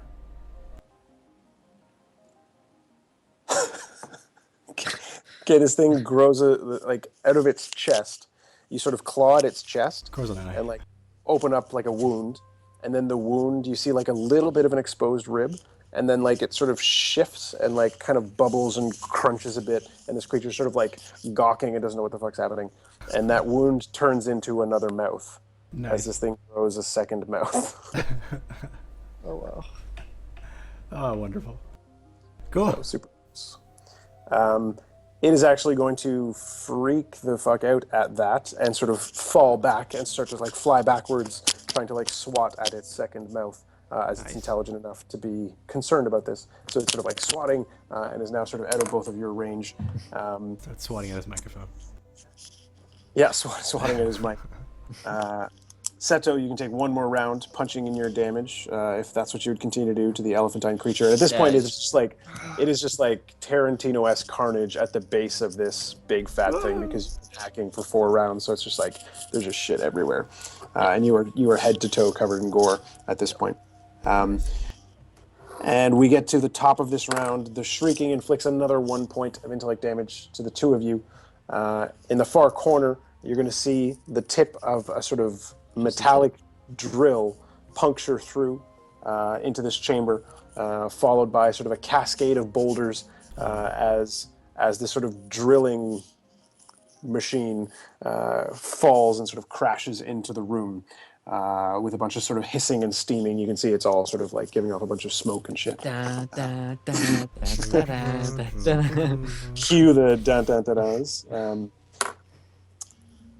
At that sort of precise moment, whether it's the changing pressure from the chamber being punctured, or whether it's just this sort of constant increase or escalation of the shrieking noise, the glass altar that had the brass box inside of it, the glass altar is going to shatter. Again, you're not too sure whether it's from the shrieking that the bat was giving off or whatever. And then that brass box is just going to sort of fall to the ground in this pile of glass shards. And yes, we can end cinematically with a sort of latch opening on this drill that has just punctured its way into this cathedral chamber. And there's going to be a man who steps out in sort of black laminate armor that looks similar but not entirely identical to someone named Darth Vader. But this this humanoid wearing black laminate armor, seemingly unarmed otherwise, is going to step out. He's accompanied by two humanoid individuals wearing white laminate armor. What I'll say, like the primary difference, just because there's got to be an aesthetic difference, otherwise it's just cheese. The eyes sort of look the same as the stormtrooper helmets, but there isn't like the mouthpiece, so it's just sort of like a solid helmet with like the eye structure Cool. that is similar. Do we So these, get a donation just then? I saw it came up good. What? We just missed a donation from Scud Star. He says Oh, it he did donates come up. £1 and 1 pence. He says, a long time ago in a galaxy far, far away, it's a period of civil war. Rebel spaceships striking from a hidden base have won their first victory against the evil Galactic Empire. Advantage myth. Oh, awesome. So does that mean I roll twice, or do I get an experience that I can spend for rerolls? you can have an experience that you'd then be able to spend. Okay, cool. Awesome. Awesome. So that's Which can roll over to Thank you. next week. yeah, that'll roll over to there. You don't. Yep. so. Thank you, Scarred Star. That's awesome. Thank you. Uh, So you say we're yes. cinematically freezing there? We can't. I mean, actually, we'll continue on a little bit more. We're out of the sort of initiative rounds. The creature's sort of stumbling away, sort of pawing at its second mouth. It's sort of quite alarmed by it, and now sees its sort of cathedral room has been sort of shattered to pieces with this drill coming in, and so it's sort of in a bit of a panic. Many of the humans who are half mutated, who you had cut loose, Cord, they've started to like run up the steps to try and get out of here. Okay. So they're all sort of off running and screaming. Those that are still strapped down are now just sort of screaming like wildly at nothing, again in sort of the throes of their mutations. You both would need to make sort of an intelligence defense roll, but again, similarly, it would sort of freeze up. It's not one that is achievable at your current level. So you're both sort of in whatever pose you're in. Pick your pose, actually, as the figure in dark laminate armor is going to raise a hand and hold you both unable to move in exactly the postures you were in. And you can choose what pose you're frozen in. Seto's got kind of both his hands up there. He's probably charging at him. Yeah. And he's So he's just like, yeah. Okay. Delomir is probably hanging. I picture he's hanging from the rib of that giant creature, and then he's swiped at the other one. So he's probably got like one arm tucked into his chest, and the other one's he's hanging now. And then he probably, when he lifted him, he probably unhooked him from the rib, and now he's kind of like in this Superman pose with his arm up over his head with the claws sticking out, and he's just like, what's happening? Yeah, so you guys are both sort of held stuck. This creature is not going to, or sorry, this humanoid in the dark laminate, it's not going to say anything. He's going to do that sort of breathing that Cord you can just be doing from now till I'm done describing, for chat's sake. His two henchmen on either side are going to pull out sort of black blaster rifles as this dark figure steps forward. Darth figure.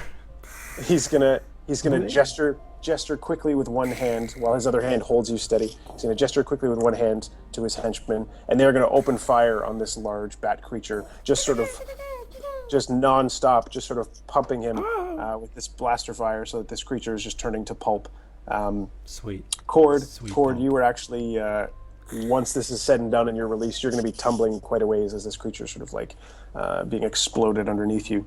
And the dark figure is going to continue stepping forward. He's going to bend down and pick up the little brass box, open it, look what's inside, close it, and then turn right around and walk back towards his drill. And we can cinematically close with sort of the drill sort of turning, rotating, and then sort of boring sideways and then curling up again as it digs its way out. What? Okay. I can talk like Jar Jar. And that was the best I could do. That's awesome. No, that's been a lot of fun. Fucking Vader Ex Machina. Vader Ex Machina. Oh, that was great. Oh man, that was a good game today, guys. Yeah, it was fun. Oh, man. Damn, son. Oh man, who's playing Battlefront after that? Yeah. I won't. Yeah. To be seen again later. Who knows? It. I'll be Maybe. good this weekend. Maybe Vader will I know return. who Baron knows? bought it. I know he's probably playing it right now. That was good. So if you guys haven't already clicked follow, go ahead and do so. We are playing again on Wednesday, not Numenera. We play Numenera every Monday. On Wednesday, we are playing either D&D, Out of the Abyss, or we're playing a different system. We'll figure that out. But we will be here Wednesday if you want some more hilarity and great roleplay from yours truly, as well as Will. But yeah. Should we let them vote on Wednesday's game? Yeah, if we're doing Out of the Abyss, we have another viewer vote, which is great. So just like today with Darth Vader coming in, you guys can screw with Will's GMing and throw something weird at him. So Yes. as always, you guys can donate to make us give us, any of us, including the DM, bonuses and minuses towards our rolls, inspiration and things like that. If you haven't already clicked follow, go ahead and do so we can make more viewer votes happen and get you guys involved. Yeah, definitely. Mitch, do you want to plug yourself? Plug your body? Plug it. Ooh, yeah. I Plug mean, your, your leaks? Always. I know those in chat who were asking about the puzzles and stuff. What I'll do is I'll save those for when I start doing Sunday GM tavern stuff. Awesome. You guys can always come hang out, ask questions, ideas and things, because I want it to be sort of a collective thing where, like, I'll be working on a game world and you guys can be doing your own stuff. And if you want questions like, oh, I need a trap, I'm doing like an underwater thing tonight, then I'll be there to sort of field and go back and forth with questions too. Thank you, Baraga, for following. You're a gentleman and a scholar. Welcome to the adventure. You've been great in chat, so glad you followed. Yeah. Not sure why that didn't show up there. Sorry about that. It did. It's all good. Oh. But yeah, if you guys want any sort of juicy DM GM tips or ideas for your player characters, or just ideas for games, or just want to read stuff about games, you can head to dLinear.net because that's where I am in spirit, if not actually in person. So Yeah. You're here in person every Monday, playing Numenera. So, yeah, we're here back on Wednesday playing either Out of the Abyss or Awaken. It depends. Which would you guys prefer, actually? Because we can also, if you guys really want to see Awaken, I can make it happen. But if you want to go back to Out of the Abyss, then we can do that as well. Hey, fella day, coming out from the lurk at the last minute. And on Thursday, which reminds me, seeing you, John, is West Marches. We play every Thursday games with viewers. So I'll be running one-shots every week. So if you want to come along and play this Thursday, then let me know. I still am looking to fill up my slots for Thursday. So do get involved and join in. And then on Saturday, this Saturday, shit. This Saturday. This Saturday is a 24-hour D&D stream, so if you haven't already heard about this, then I don't know where you've been, but have a look in chat. There's a guest list on our website. You can see some really big guests coming in, and Josh just got home at the last minute. Nice. We're just signing off, mate. Oh yeah, let's do a video. Yep. The sound doesn't work. But Okay. yeah, lots of big stuff. 24-hour stream is going to be super exciting. Lots of fun games lined up. Different types of games, types of modules, different systems. It'll be good. Yeah. I think we have a sci-fi game at night at some point, which is going to be cool. Yeah, it From what sounds I like hear. it. Yes, sounds like maybe cyberpunk. It's where it is over Josh. And yeah, I've added you on Skype, John, just now. Well, a couple of hours ago, actually. Please don't tell me it's over. Sorry, man. It's not you. It's us. It's not me. It's Numenera. Yeah, but we're gonna be. Yeah, we're actually gonna be on a 24-hour stream. And a bunch of like hundreds of guests. Yeah. There may or may not be a dungeon crawl through San Diego Comic-Con as actual D&D characters. That may or may not be a thing that's happening. Yeah, I don't understand that, but I can't wait to figure it out. But You're like, yeah, I've got such a good idea. Please, I'm doing it. And I was like, okay. And then you're like, oh man, it's gonna be D&D Diego or whatever it was. I was like, in San Diego. Yeah, I like it. Yeah.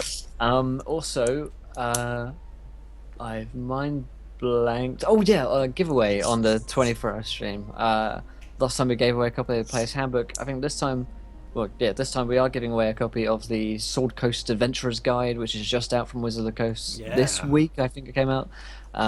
So if you guys want to get your hands on that, come along on Saturday. to your friends, to your mum, and that's basically Minimum. to your mum. And that is basically if you like Forgotten Realms, anything about Forgotten Realms at all. This is kind of loads of source material, new classes, new races. I think are also in this book. So new material out from Wizards of the Coast will be giving away to you guys on Saturday. So come along then. That'll be running throughout a while as well. So there you go. View Minera coming soon. View Minera. How many weeks do we have left of New Minera, Mitch? Do you know?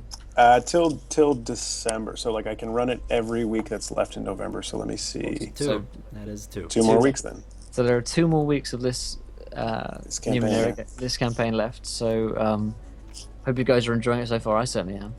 And Jonathan, just coming to chat. You just coming from the lurk as well.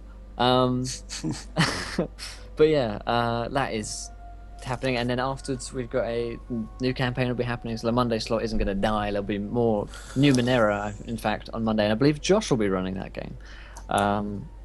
So there you go. That's going to be super exciting. And of course, come along on Wednesday for some Out of the Abyss and/or Awaken. Click Monkey said you want to see some Awaken.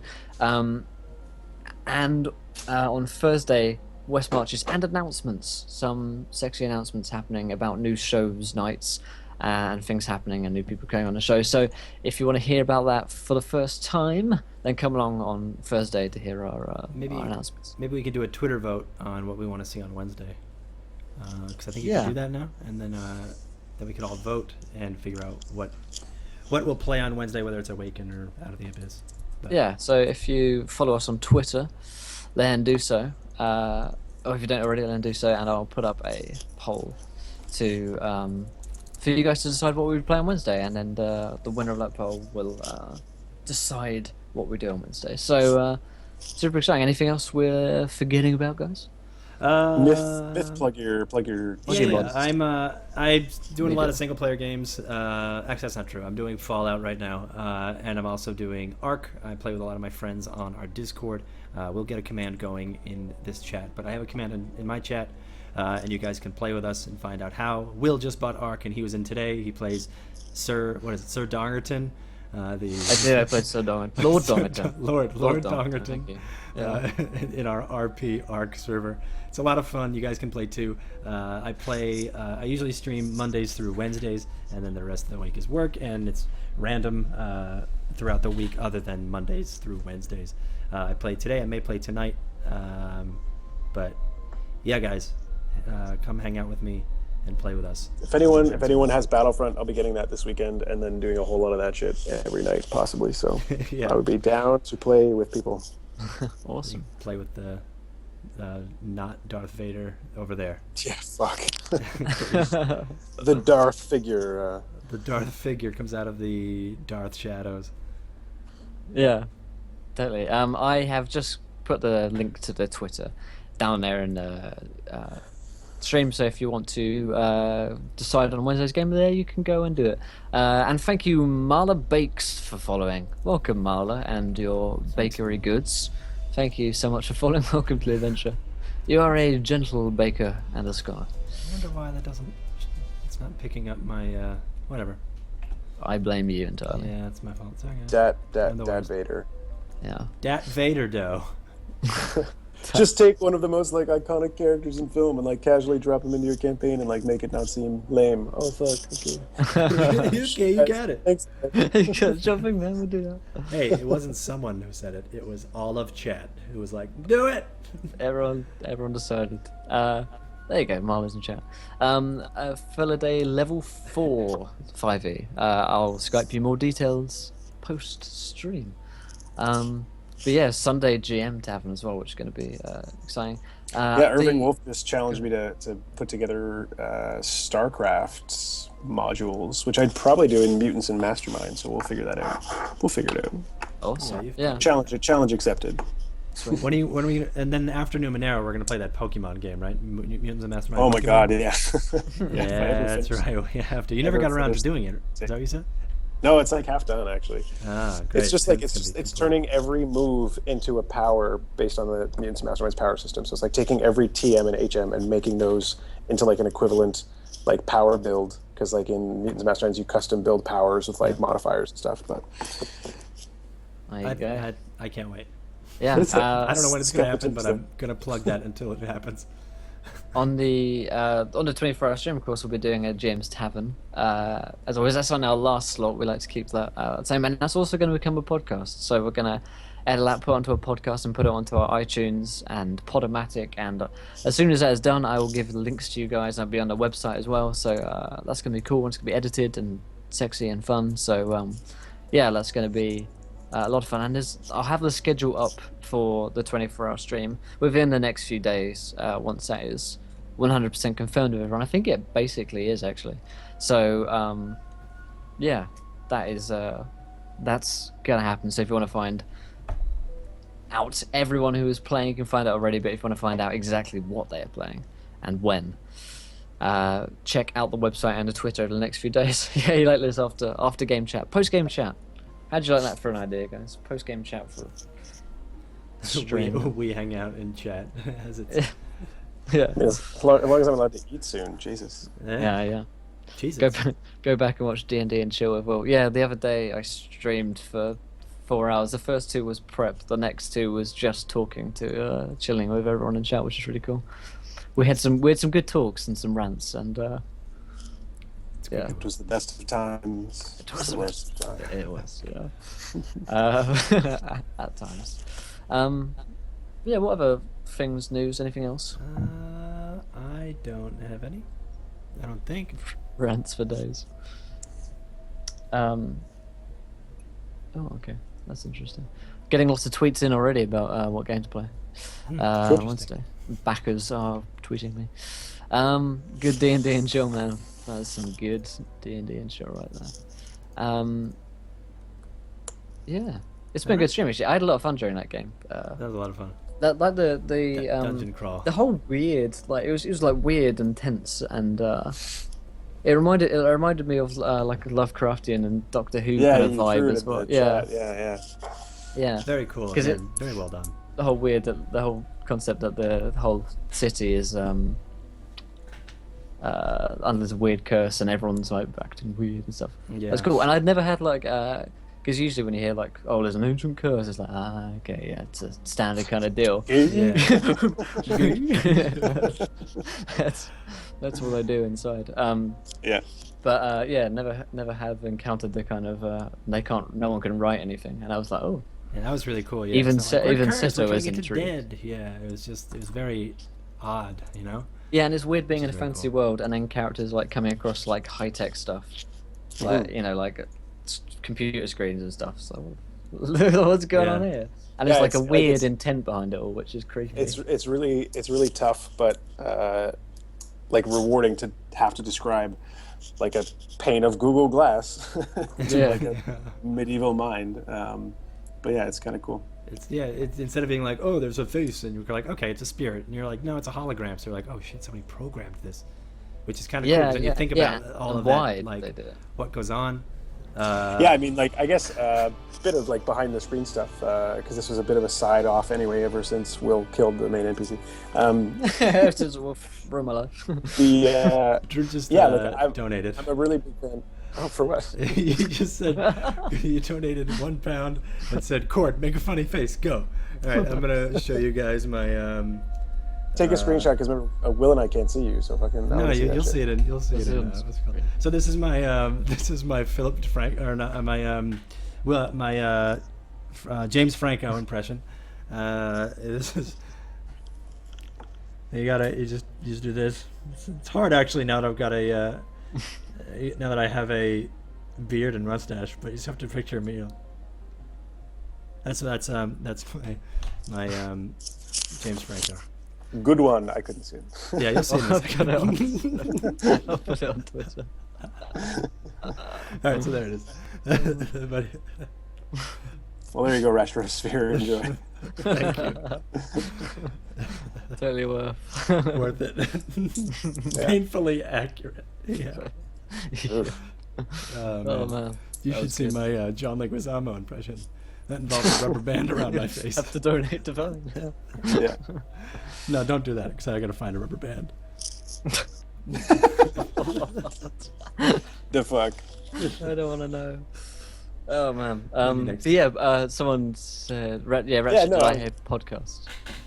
I'm actually really Yeah, worried. no, I really like. I've always done.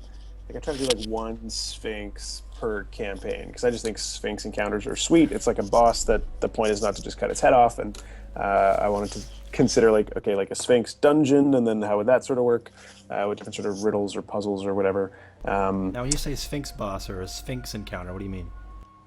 Like a typical like Sphinx in D&D, unless you're like level 15 or higher, like it's not something that you fight.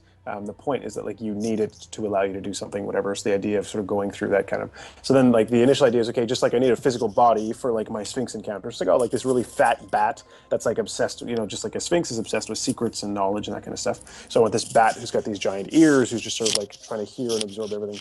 And then from there it was kind of just building up, okay, well, why, and what's a weird element and how it would be affecting society, whatever. And then it sort of came up with this curse thing and stuff. The Vader obviously was a bit of a. Although the Vader thing was nice because it actually got rid of another awkward donation that I didn't know how to get in, which was that in that box was the sandwich of great power that Saving Throw Show had donated to have put in, was that artifact sandwich that does something. Well, we and could still get it. Who knows? Yeah, you may still encounter it. But yeah. Yeah, the Sphinx stuff. And it's cool because it's like asking your character to, or asking your players to confess is just such a sweet thing for character building that they never really expect. And like, however you can justify it narratively is just awesome because it allows them to sort of think more about their character than they might have. Players always think of their character background as like this static thing that like, oh yeah, like I was an urchin or a whatever, a noble and all that kind of stuff. And then what's interesting about character development is the future and what happens after, but allowing them to sort of think like, oh, like I can constantly be populating my past with ideas and coming up with stuff. So Yeah, definitely. it was basically just like a Sphinx run as far as I was concerned. No, that was like one of my favorite I liked it a favorite lot. scenes for Seto as well. It was cool. It was fun. all Because it of makes you think about things in your Yeah. character's past. That what is he actually guilty of? Yeah. All of those riddles, if you guys wanted to know, that were on the wall, they were I just Googled them. Two bodies joined in one. The still ran, the faster I run was an hourglass. And that's because you were sort of in a wider tunnel that then got narrow and then got wide again. Okay. The only ear that cannot hear it was corn, ears of corn. Didn't really know how that related, but that was in the first room. And then without flesh, feather, scale, or bone, but That's just to fingers. throw us off. That's awesome.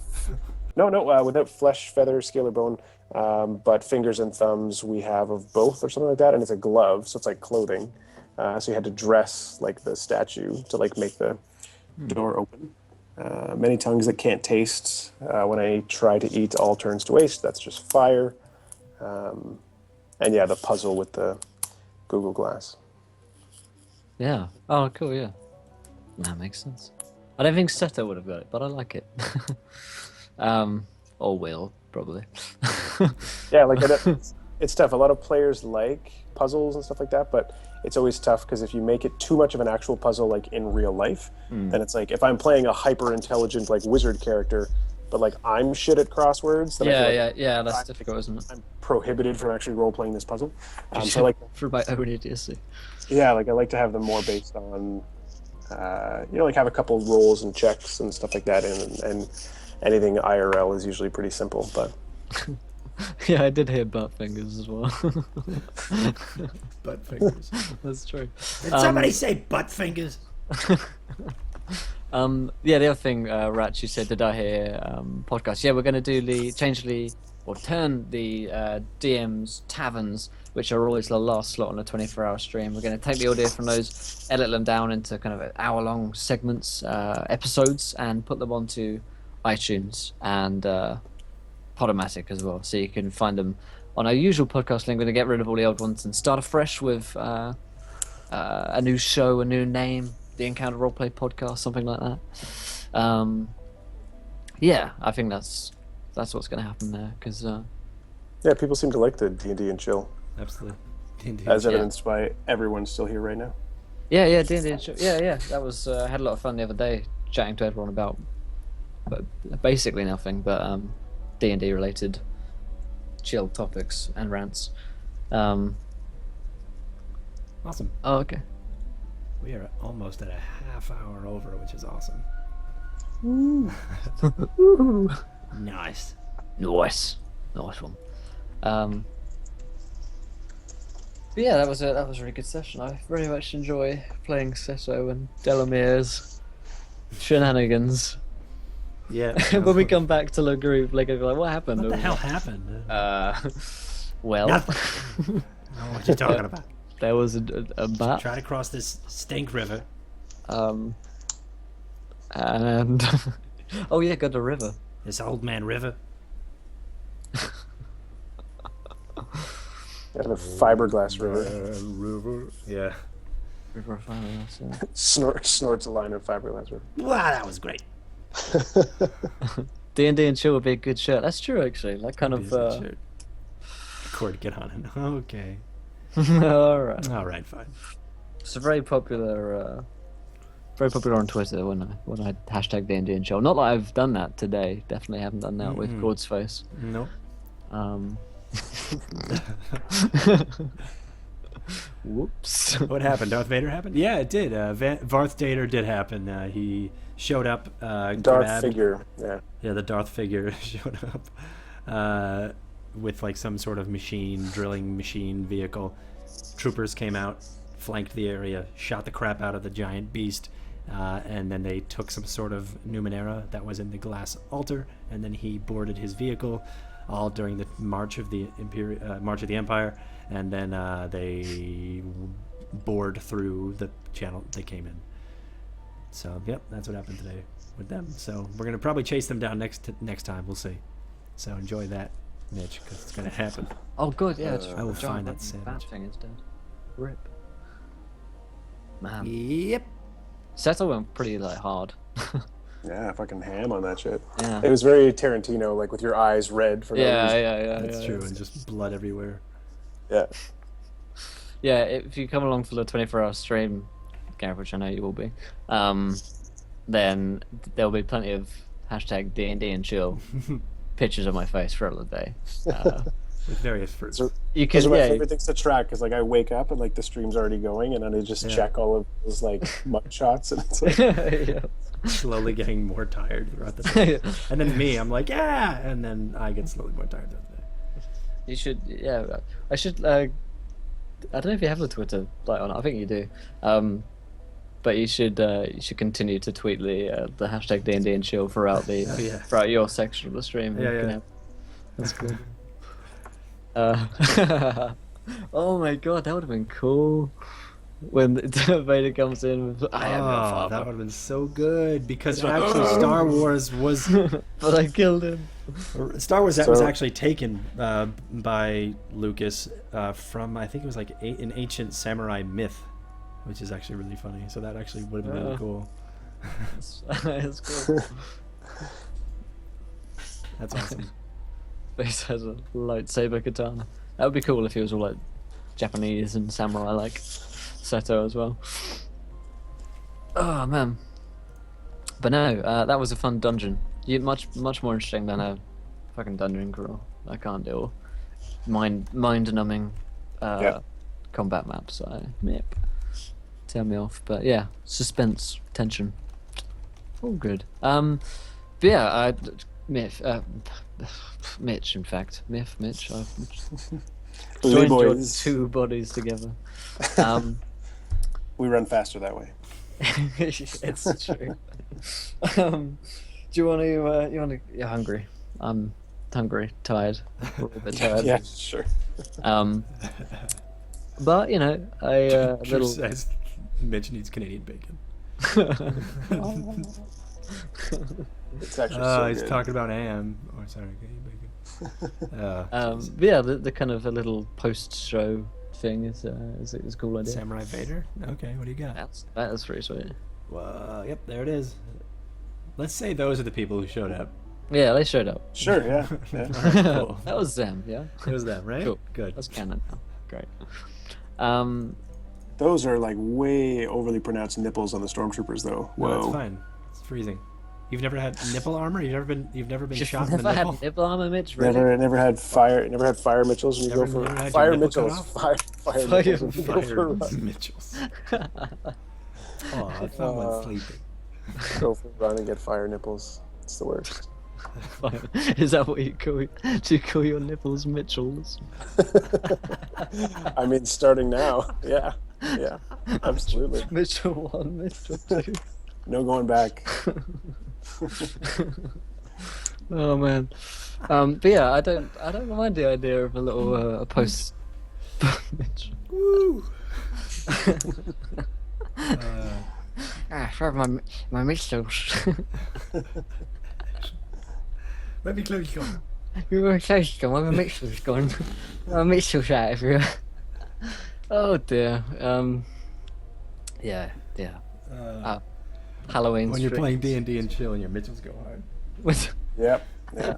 No, When are they- excited, when are Philly's they Mitchell. hot? 10 minutes into D&D and chill and your Mitchells get wrecked. Wrecked and erect. Wrecked and erect. But yeah, no, I like the idea of a little hashtag D&D and chill post show every now and again. Oh yeah. Sure. What's that called? No, I said, oh yeah. Oh yeah. As in, yeah. As in- Yeah, is that something you guys in chat would like? Just to chill out with us and hang out for a little bit afterwards? Probably for the people who are late for the plan. Yeah. Yeah. That was a bit passive aggressive, cool. It was actually just mostly aggressive. Yeah, mostly just shouting a dude out, man. I love Fro. Bang, bang, Josh is down. No, I love Fro play. But, Yeah, out of the summoning circle, I pull the fridge. Ah, fridge! Oh, I can't put it back. Oh no, it's stuck. It's stuck in the world. It's stuck in the plane. Oh no. Alright, there we go. That looks Alright, yeah, people want a post show. People want some D&D and chill after some of our Sweet. shows. Cool. Which, I feel like a lot of players aren't gonna like that, but whatever. Don't care. oh yeah, well, not like all the players have to stay if like Josh and Beth need to go off or something. Yeah. Usually like they can go away, can they, and go sleep, whatever they need to do. I mean, like 9 times out of 10, the three of us keep talking anyway. For Yeah, like exactly. 10 Yeah, minutes, so it's A D&D cooldown. yeah, Yeah. yeah, just kind of It gets work crazy, off so that, it's need to- lactic acids, you know. Yeah. My legs won't stop twitching. I don't want to know why, man. Oh man, that's what D&D does to me. It just gets really Yeah. no reason. No reason. Oh man. Yeah, giveaway coming on Saturday, Scotstar. Tactical fridge. There's a fridge, man. Yeah. So yeah, I'll have that command up starting Saturday once I have the book here and everything. But yeah, last time I did some D&D and show, I kind of asked anyone if they had any questions or feelings and thoughts about anything at all they could ask us. Good opportunity to ask Mitch some questions as well, because the ever elusive. Am I that elusive? Am I that elusive? Not really, but I mean, once a Hard week. to you're- nail down. I mean, you guys can also always fire questions. Like if you're building a character and like you want ideas for something, or if you're GMing and like you're building a game and you want you want some puzzles, or you're not sure how to do a certain boss fight or something like that, you can always send questions like that to the Encounter Roleplay website on the Contact Us page. Yeah. And then either Will, Myth, or myself will get back to you as best we can to do it that way. I know we're going to start doing the GM taverns, but if you guys are like, oh, I'm running a game like on this day and like I've got players of this level and I want something that's cool that has to do with like acid or something like that, we'd be happy to field that kind of stuff. Yeah, Absolutely. definitely. We do make great characters. Not to my own horn. We are the best. We are the Way best, too many. so- Yeah. Yeah, way too many characters. We play way too much D&D. Shirt update is shirts are complete. Sent. I need to probably get rid of the link because it's done. Yeah, we sold all of them, so we made our goal, which is awesome, and they are being shipped. I got an email saying they are being shipped within 10. We should have them within 10 days, or they're being shipped within 10 days. 10 So or I have to 15 check. or something. I think Yeah. mine's shipped. I think it's 10 to 15 days. Okay, cool, awesome. So yeah, that is awesome, and we get to wear them soon. Dead Baron has a question. He Oh, says, dear. how hard is it to deal with viewer decisions on the fly? Yep. I feel Uh, like I feel like it wouldn't. I don't think it needs to be as hard. Like I don't think it needs to be that difficult. It's not always, but like the fact that I take a lot of pride in like continuity in my game in terms of like atmosphere and setting and like the kind of flavor of the events in the world and stuff like that. Like you don't have too much horror or comedy at the same time because it kind of like deflates one another, that kind of stuff. So because I'm super invested in that I kind know of that from atmospheric, our Halloween stream. Jeez. yeah, like It's gonna be because a I'm horror invested game. in No, that, it's not. Okay. it can be tough. It can be tough for the viewer decisions just to make them like match the tone more so than like the content. Like the actual like the things themselves are less difficult, I think, than actually bringing them into the scene in such a way as it doesn't disrupt that. Um, so it's more about like how to incorporate the viewer decision more so than like what the viewer decision is, because I don't think any one is like way easier or harder. But yeah, yeah. I don't know how I do John Cena. I'd probably make John Cena like a raving, like grappling barbarian type esque. Like he wouldn't actually Very be charismatic grappling barbarian. yeah. I don't know. Yeah, Great guy. I like it. I think it's fun to Keeps me challenge yourself. yeah. Keeps you on your toes. Yeah, definitely. Um, I love it. I can't wait for whenever a looks like on the poll on Twitter, looks like Out of the Abyss is going to pull through. So we'll have a view decision on that. So I'll get to another chance. Although Awaken's coming back through, who knows? But either way, there will be a decision, which is always fun to. it ends yet. It ends in 24 hours. So I mean, Okay, cool. but we'll see. Yeah, I Ratchet call it should be now. I'm fine with Out of the Abyss. I did vote Yeah. for it. So. It should be shipped to you, I believe, Drew.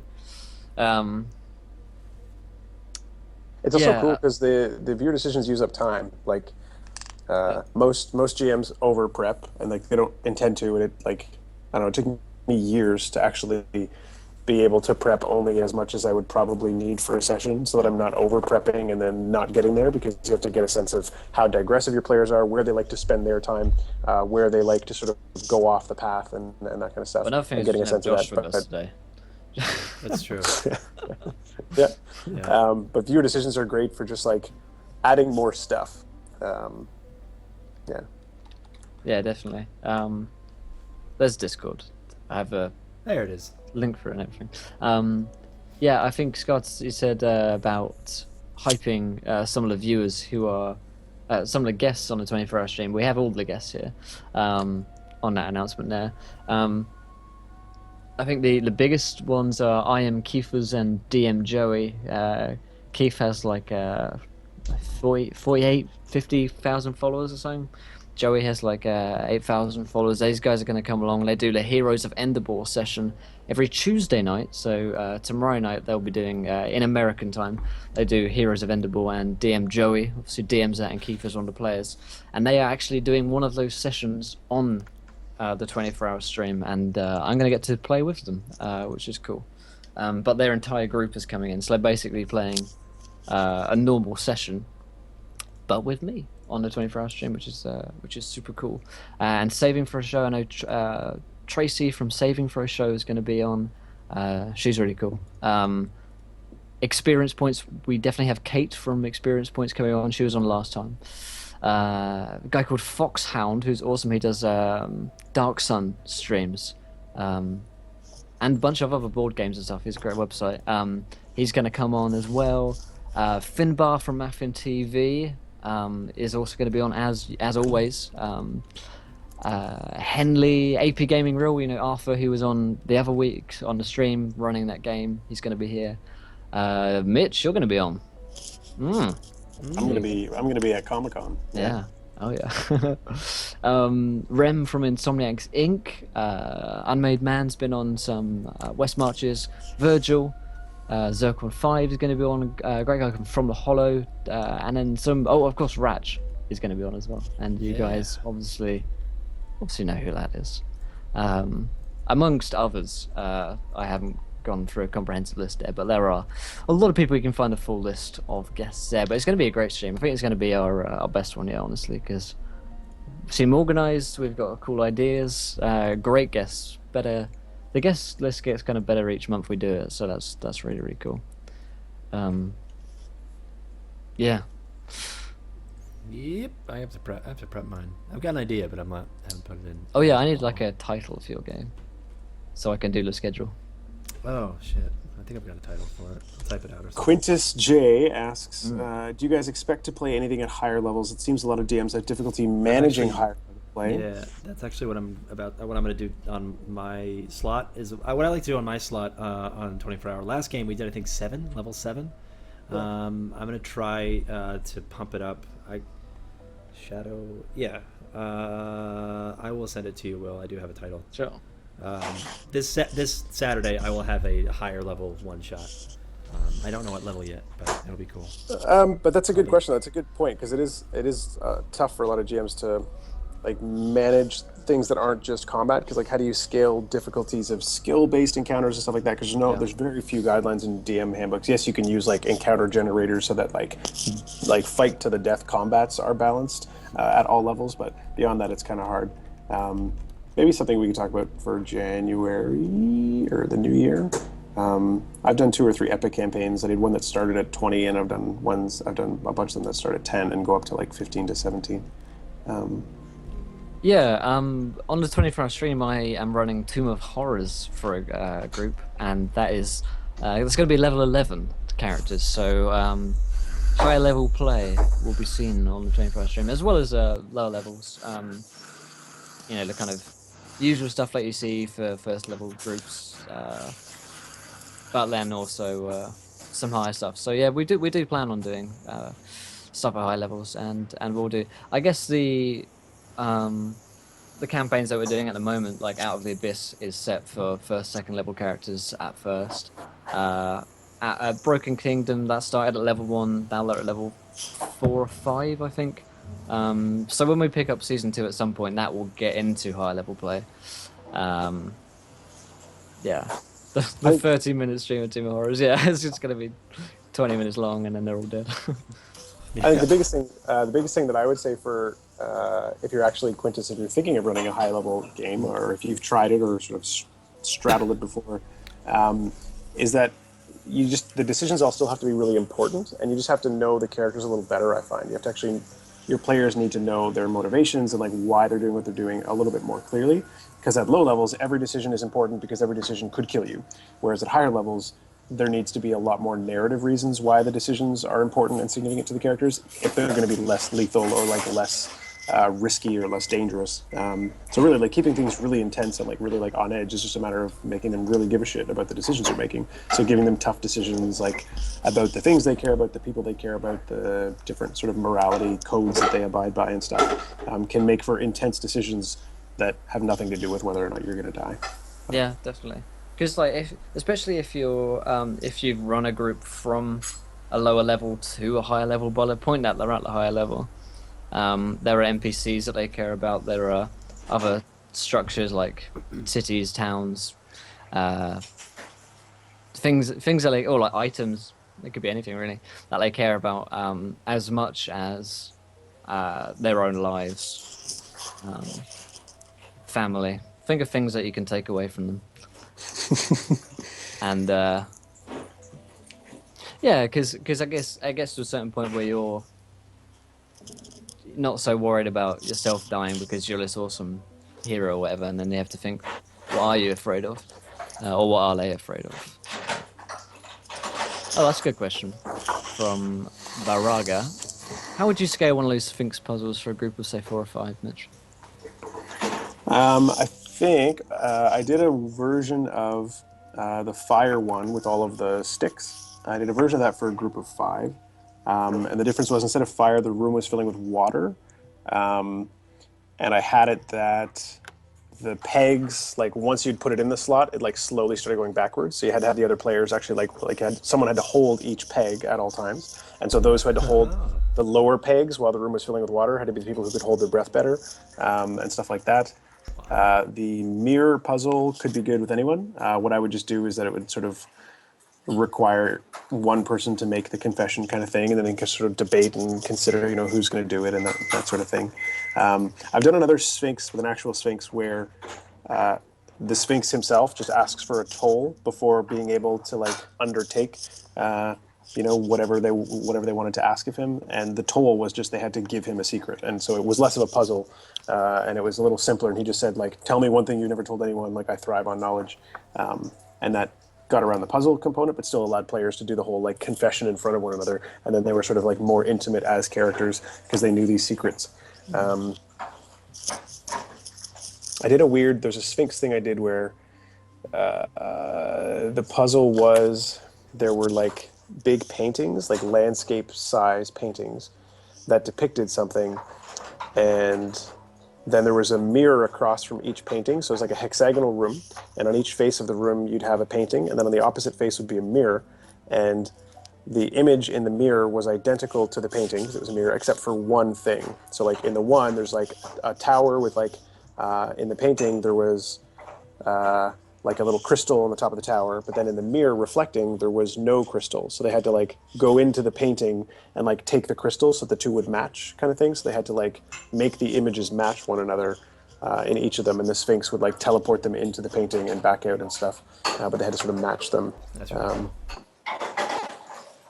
Can't really remember what else I've done because I am too hungry.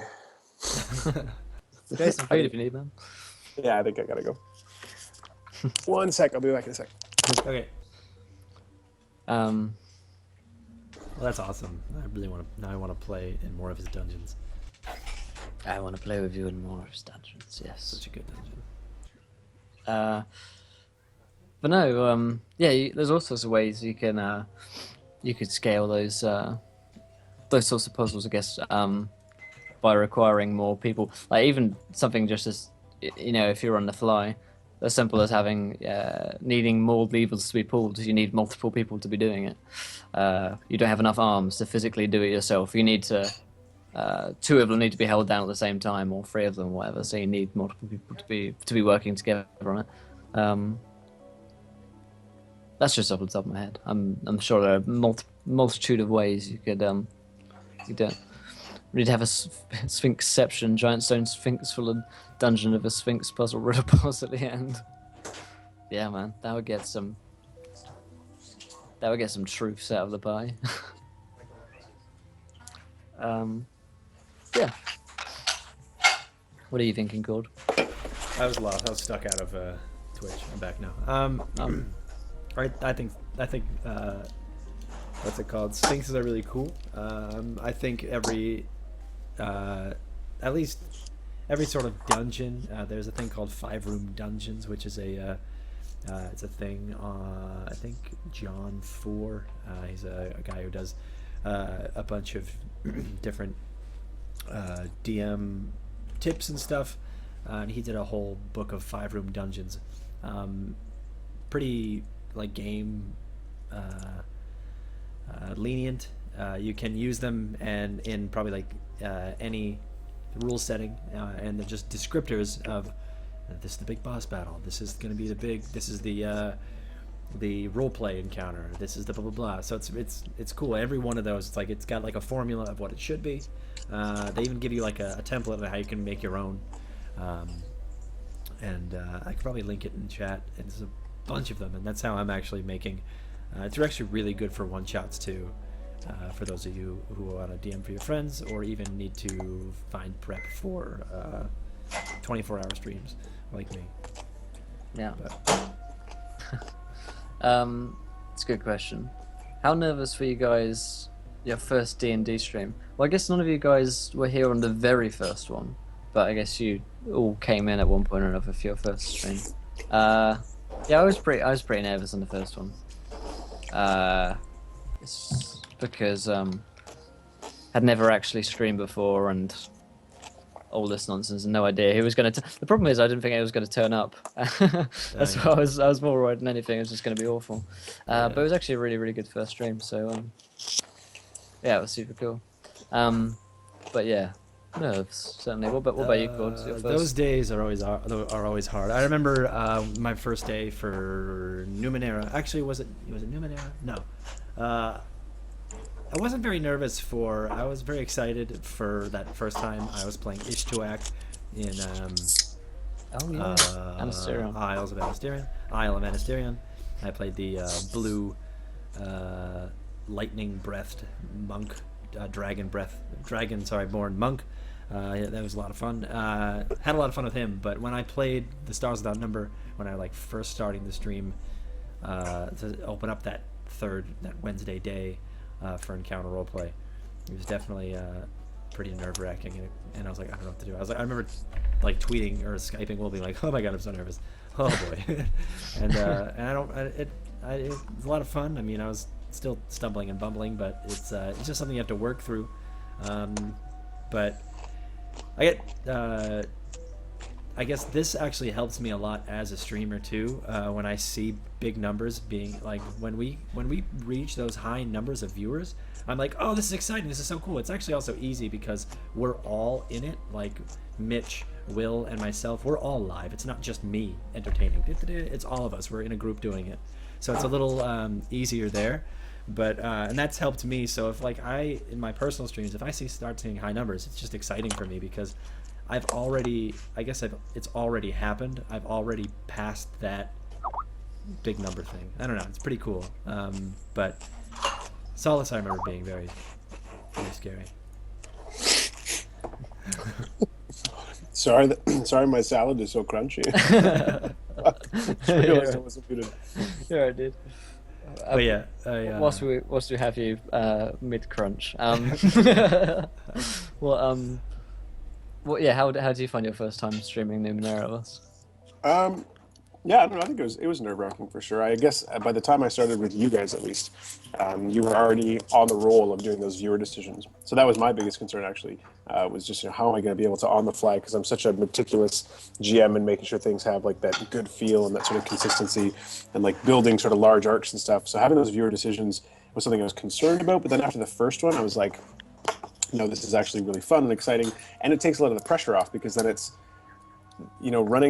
running a game on stream, I've realized, is not the same as just running a normal game, in that, when I'm running a game for players, yeah, like I'm running the game to entertain the players. The game is for them to have fun. But when it's on stream, I'm running the game not just for Will and Cord to have fun, but for the chat to have fun, for like the viewers to be enjoying it. So when they get a viewer decision, it's a super easy way where I don't have to be creative, I don't have to do whatever. It's like they provide the thing that validates and affirms their presence, and I just like drop it in. So it's on the sort of narrative side, I got to work with it a bit for myself, but for the sake of you guys, those viewer decisions make it super easy to know that I'm like engaging on a regular basis and sort of staying active in chat. Because obviously it's tough to be tracking everything that happens in chat when I'm just on one monitor. I don't have like multiple monitors. I'm just on a laptop. So when I've got like my notes and my binder and my maps and Roll20 and Skype and Twitch, it's hard to be tracking everything that happens in chat. And actually, it's a Greek salad, you guys. It's not a Canadian salad, although it's Canadian feta. Lovely. What's that? It's just like shaved moose hoof. Yeah. Yeah, of course, actually it is. God, you racist piece of shit. Alright, do you think a survival campaign would be feasible, where your main goals were to survive while you were trapped somewhere and the DM could have tables or something to determine random occurrences to screw up the party? I don't see why it wouldn't be possible. I don't see why that wouldn't be feasible. It certainly sounds feasible. I mean, you could get into a situation where it's like Lost, where after a certain while they might just want to get out from wherever they are, or like Hunger Games. There's like really cool tension in like this space for a certain short amount of time, but it loses tension. If they stayed there forever, it wouldn't be tense and exciting. So they have to break away, and then it could be a cool start to a campaign, certainly, or a section. Yeah, I really like using random tables for lots of stuff, but I don't know if I'd use like just random encounter generators if it's like a survival game, because obviously players can get like really cheesed if it's like, I've done last man standing games in like post-apocalyptic like zombie type settings where it's like you're sitting down with the players knowing that by the end of the session whoever's alive still wins. So like my job is more deliberately to kill you, but in that context to make sure that you're not power playing as a GM and like being a dickhead and allowing your players to make important decisions and like engage and role play properly. You want to have the encounters be a little bit more crafted to accommodate all the different play styles and that kind of stuff. Whereas if you just do random tables with the intent of trying to kill their players, then it can be a little too confrontational, I think. So I don't know if I'd feel comfortable like gelling the two. I use random tables all the time in normal games, but if I was gonna run like a survival, the point is you're gonna die very likely. Then I'd probably try and like craft it a little bit better so that they get the most out of their time being alive. Yeah, definitely. Scarred Star, please link that. Retrosphere plays in my games. Whenever I decide to start streaming it again, he plays a wild magic sorcerer who casts through potions. So he reaches into his bag of potions and he sometimes grabs the wrong one. It would be awesome to get that link because it's a hilarious character. It's kind of actually like Fletch. It's kind of like Fletch, but as a sorcerer. It's pretty cool. All right, last question. So we're going to an extra hour. Good one from Undead Baron. Have you ever had to kill a player because they were disruptive or just a plain Yes, something? I have, and it sucked because everybody, all the PCs were like, "Come on, you dick!" And I was like, "He's the dick," but I was also like 12. But, it was great. Yeah, I think the For me, golden rule for me is if it's an out of character problem because the player is a douchebag, then deal with out of character. Tell them why what they're doing is a problem, and that it's a problem to you. And then just ask them to leave your game. You know, if it's your game, which in this position you're GMing. Then yeah, you don't have to run a game for anyone that you don't want to run a game for. So take your game elsewhere, or just ask them to leave the game. Yeah, to be nasty about it. But yeah, but I wouldn't. I'd strongly just try and dissuade anyone from punishing a player who they're having out of character problems with. Don't punish them in character for any personal reasons. Deal with it. Out of character. If it's out of character, if it's in character, they're doing things which have consequences. They're doing bad things. You know, they kill someone. That's going to have a consequence in the world, most likely through police or whatever. Then, by all means, bring down the retribution of that higher force. But I wouldn't.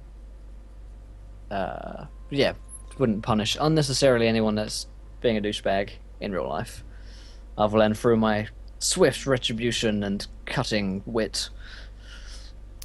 Yeah, what I did was wrong. Yeah, don't do what I did just because I did it. Yeah, definitely. But that's my golden rule. Yeah, I have nothing to add. I fully agree with Will Yeah, absolutely. on that one. Yeah. Because it's like if someone's being a douchebag, you don't want to carry on playing with that person. You know, just get them out of your game as quickly as you can if you can't deal with them. Or like, first of all, ask them. Tell them. Hey, being kind of a I don't like how you're doing this. It's a problem because of this. And if they're like, okay, I'll take that on board. That's great, and then you can move on with your life with a better player. Well, if they're like, I'm gonna be a dick continually, Exactly. then they don't play with dicks. Yeah, Quinn is right. If it's a team game, be a team player or get out. Yeah, Yep. And don't play with dicks. don't play with dicks. Yeah, I mean, unless you're a female, in which case, by all means, please do. Play them. But, Please do. please. I don't think Sydney's still on stream. It's okay. Yeah, Well, but I we'll think find out because you said it. So yeah, sure, no students. But I think because we've gone over for an extra hour of some D&D and chill, we should wrap up here and leave any other questions for our GM's Tavern on the 24-hour stream. So if you want to ask us more questions, we can get really in depth. We're going to talk for 3 whole hours about D&D at 4 a.m. EST. 4 a.m. EST. Yep. 4 a.m. EST, 9 a.m. GMT. So if you're in the EU, it's going to be much easier for you. Yep. So yeah, Suck in for you guys the America. morning, very early morning in America, early morning. Well, not really early morning. But if you guys can't make it, in the it'll be UK. on the podcasts and the Yep. internet's there. So Yeah, so there you go. Appreciate you guys staying late and usual. You're welcome, my friend. It was a lot of fun hanging out with you guys. We should do this more often. We should D&D and chill more often. But yeah, I think Will doesn't sleep anyway. Quintus, you know me well. I actually think I do need to go sleep, like crash for a couple of hours after this, because I need to Skype Sydney at some point, and inevitably we'll not get to sleep. So I should do some sleep. Maybe. Yeah, maybe we'll see. Well, you played Ark all day with me during your nap time. Exactly. Yeah. So it's streaming all day long. Yeah. Hype. But yeah, I think we should call it a wrap, boys, and come back on Wednesday for what's it called? I don't know what's happening on Wednesday. know. Either Out of the Abyss or Awaken. And if you guys want to vote, go on Twitter, and you can find out how on Encounter dot, or not Encounter dot, just at Encounter at Twitter. There you go. There you go. You got it. At Encounter RP. There you go. But if you And want go dLinear, follow as well. Mitch as well, and dLinear on it, and all these other plugs we've done before. You guys have heard this all before. But we're going to be back. Do art. Yeah, follow I do art stuff. If you want overlays or any logos and stuff, I can do that as well. Also, Mitch, we should talk about your logo. You wanted me to. I used to go to do mine. Yeah. Yeah. Sweet. But yeah, we're going to be back on Wednesday. We're going to be back on Thursday. More weekend activities perhaps not available to stalk. I mean, watch your stream during the weekdays, okay? Sure. Well, like you say, Mitch, Sundays are going to be a thing. Did you say December or January? I forget. We'll see. Possibly starting in December intermittently, but for sure it'll be consistent every Sunday in January. Nice. Awesome. And Irving, I'll be sure to wait out on the day that I build the StarCraft module stuff till you're there. Cool.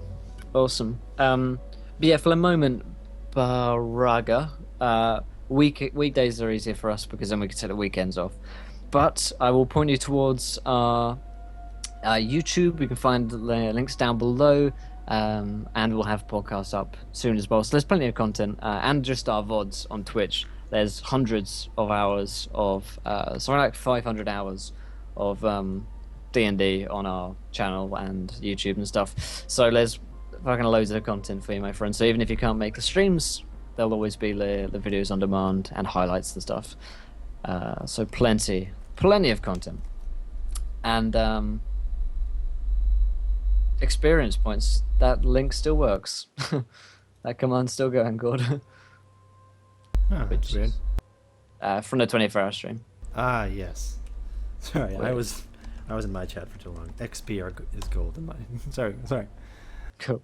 No worries. Anyway, I think that's us for today. So until next time, try not to get yourselves invaded by the Empire and by Darth Vader, because he'll steal your shit.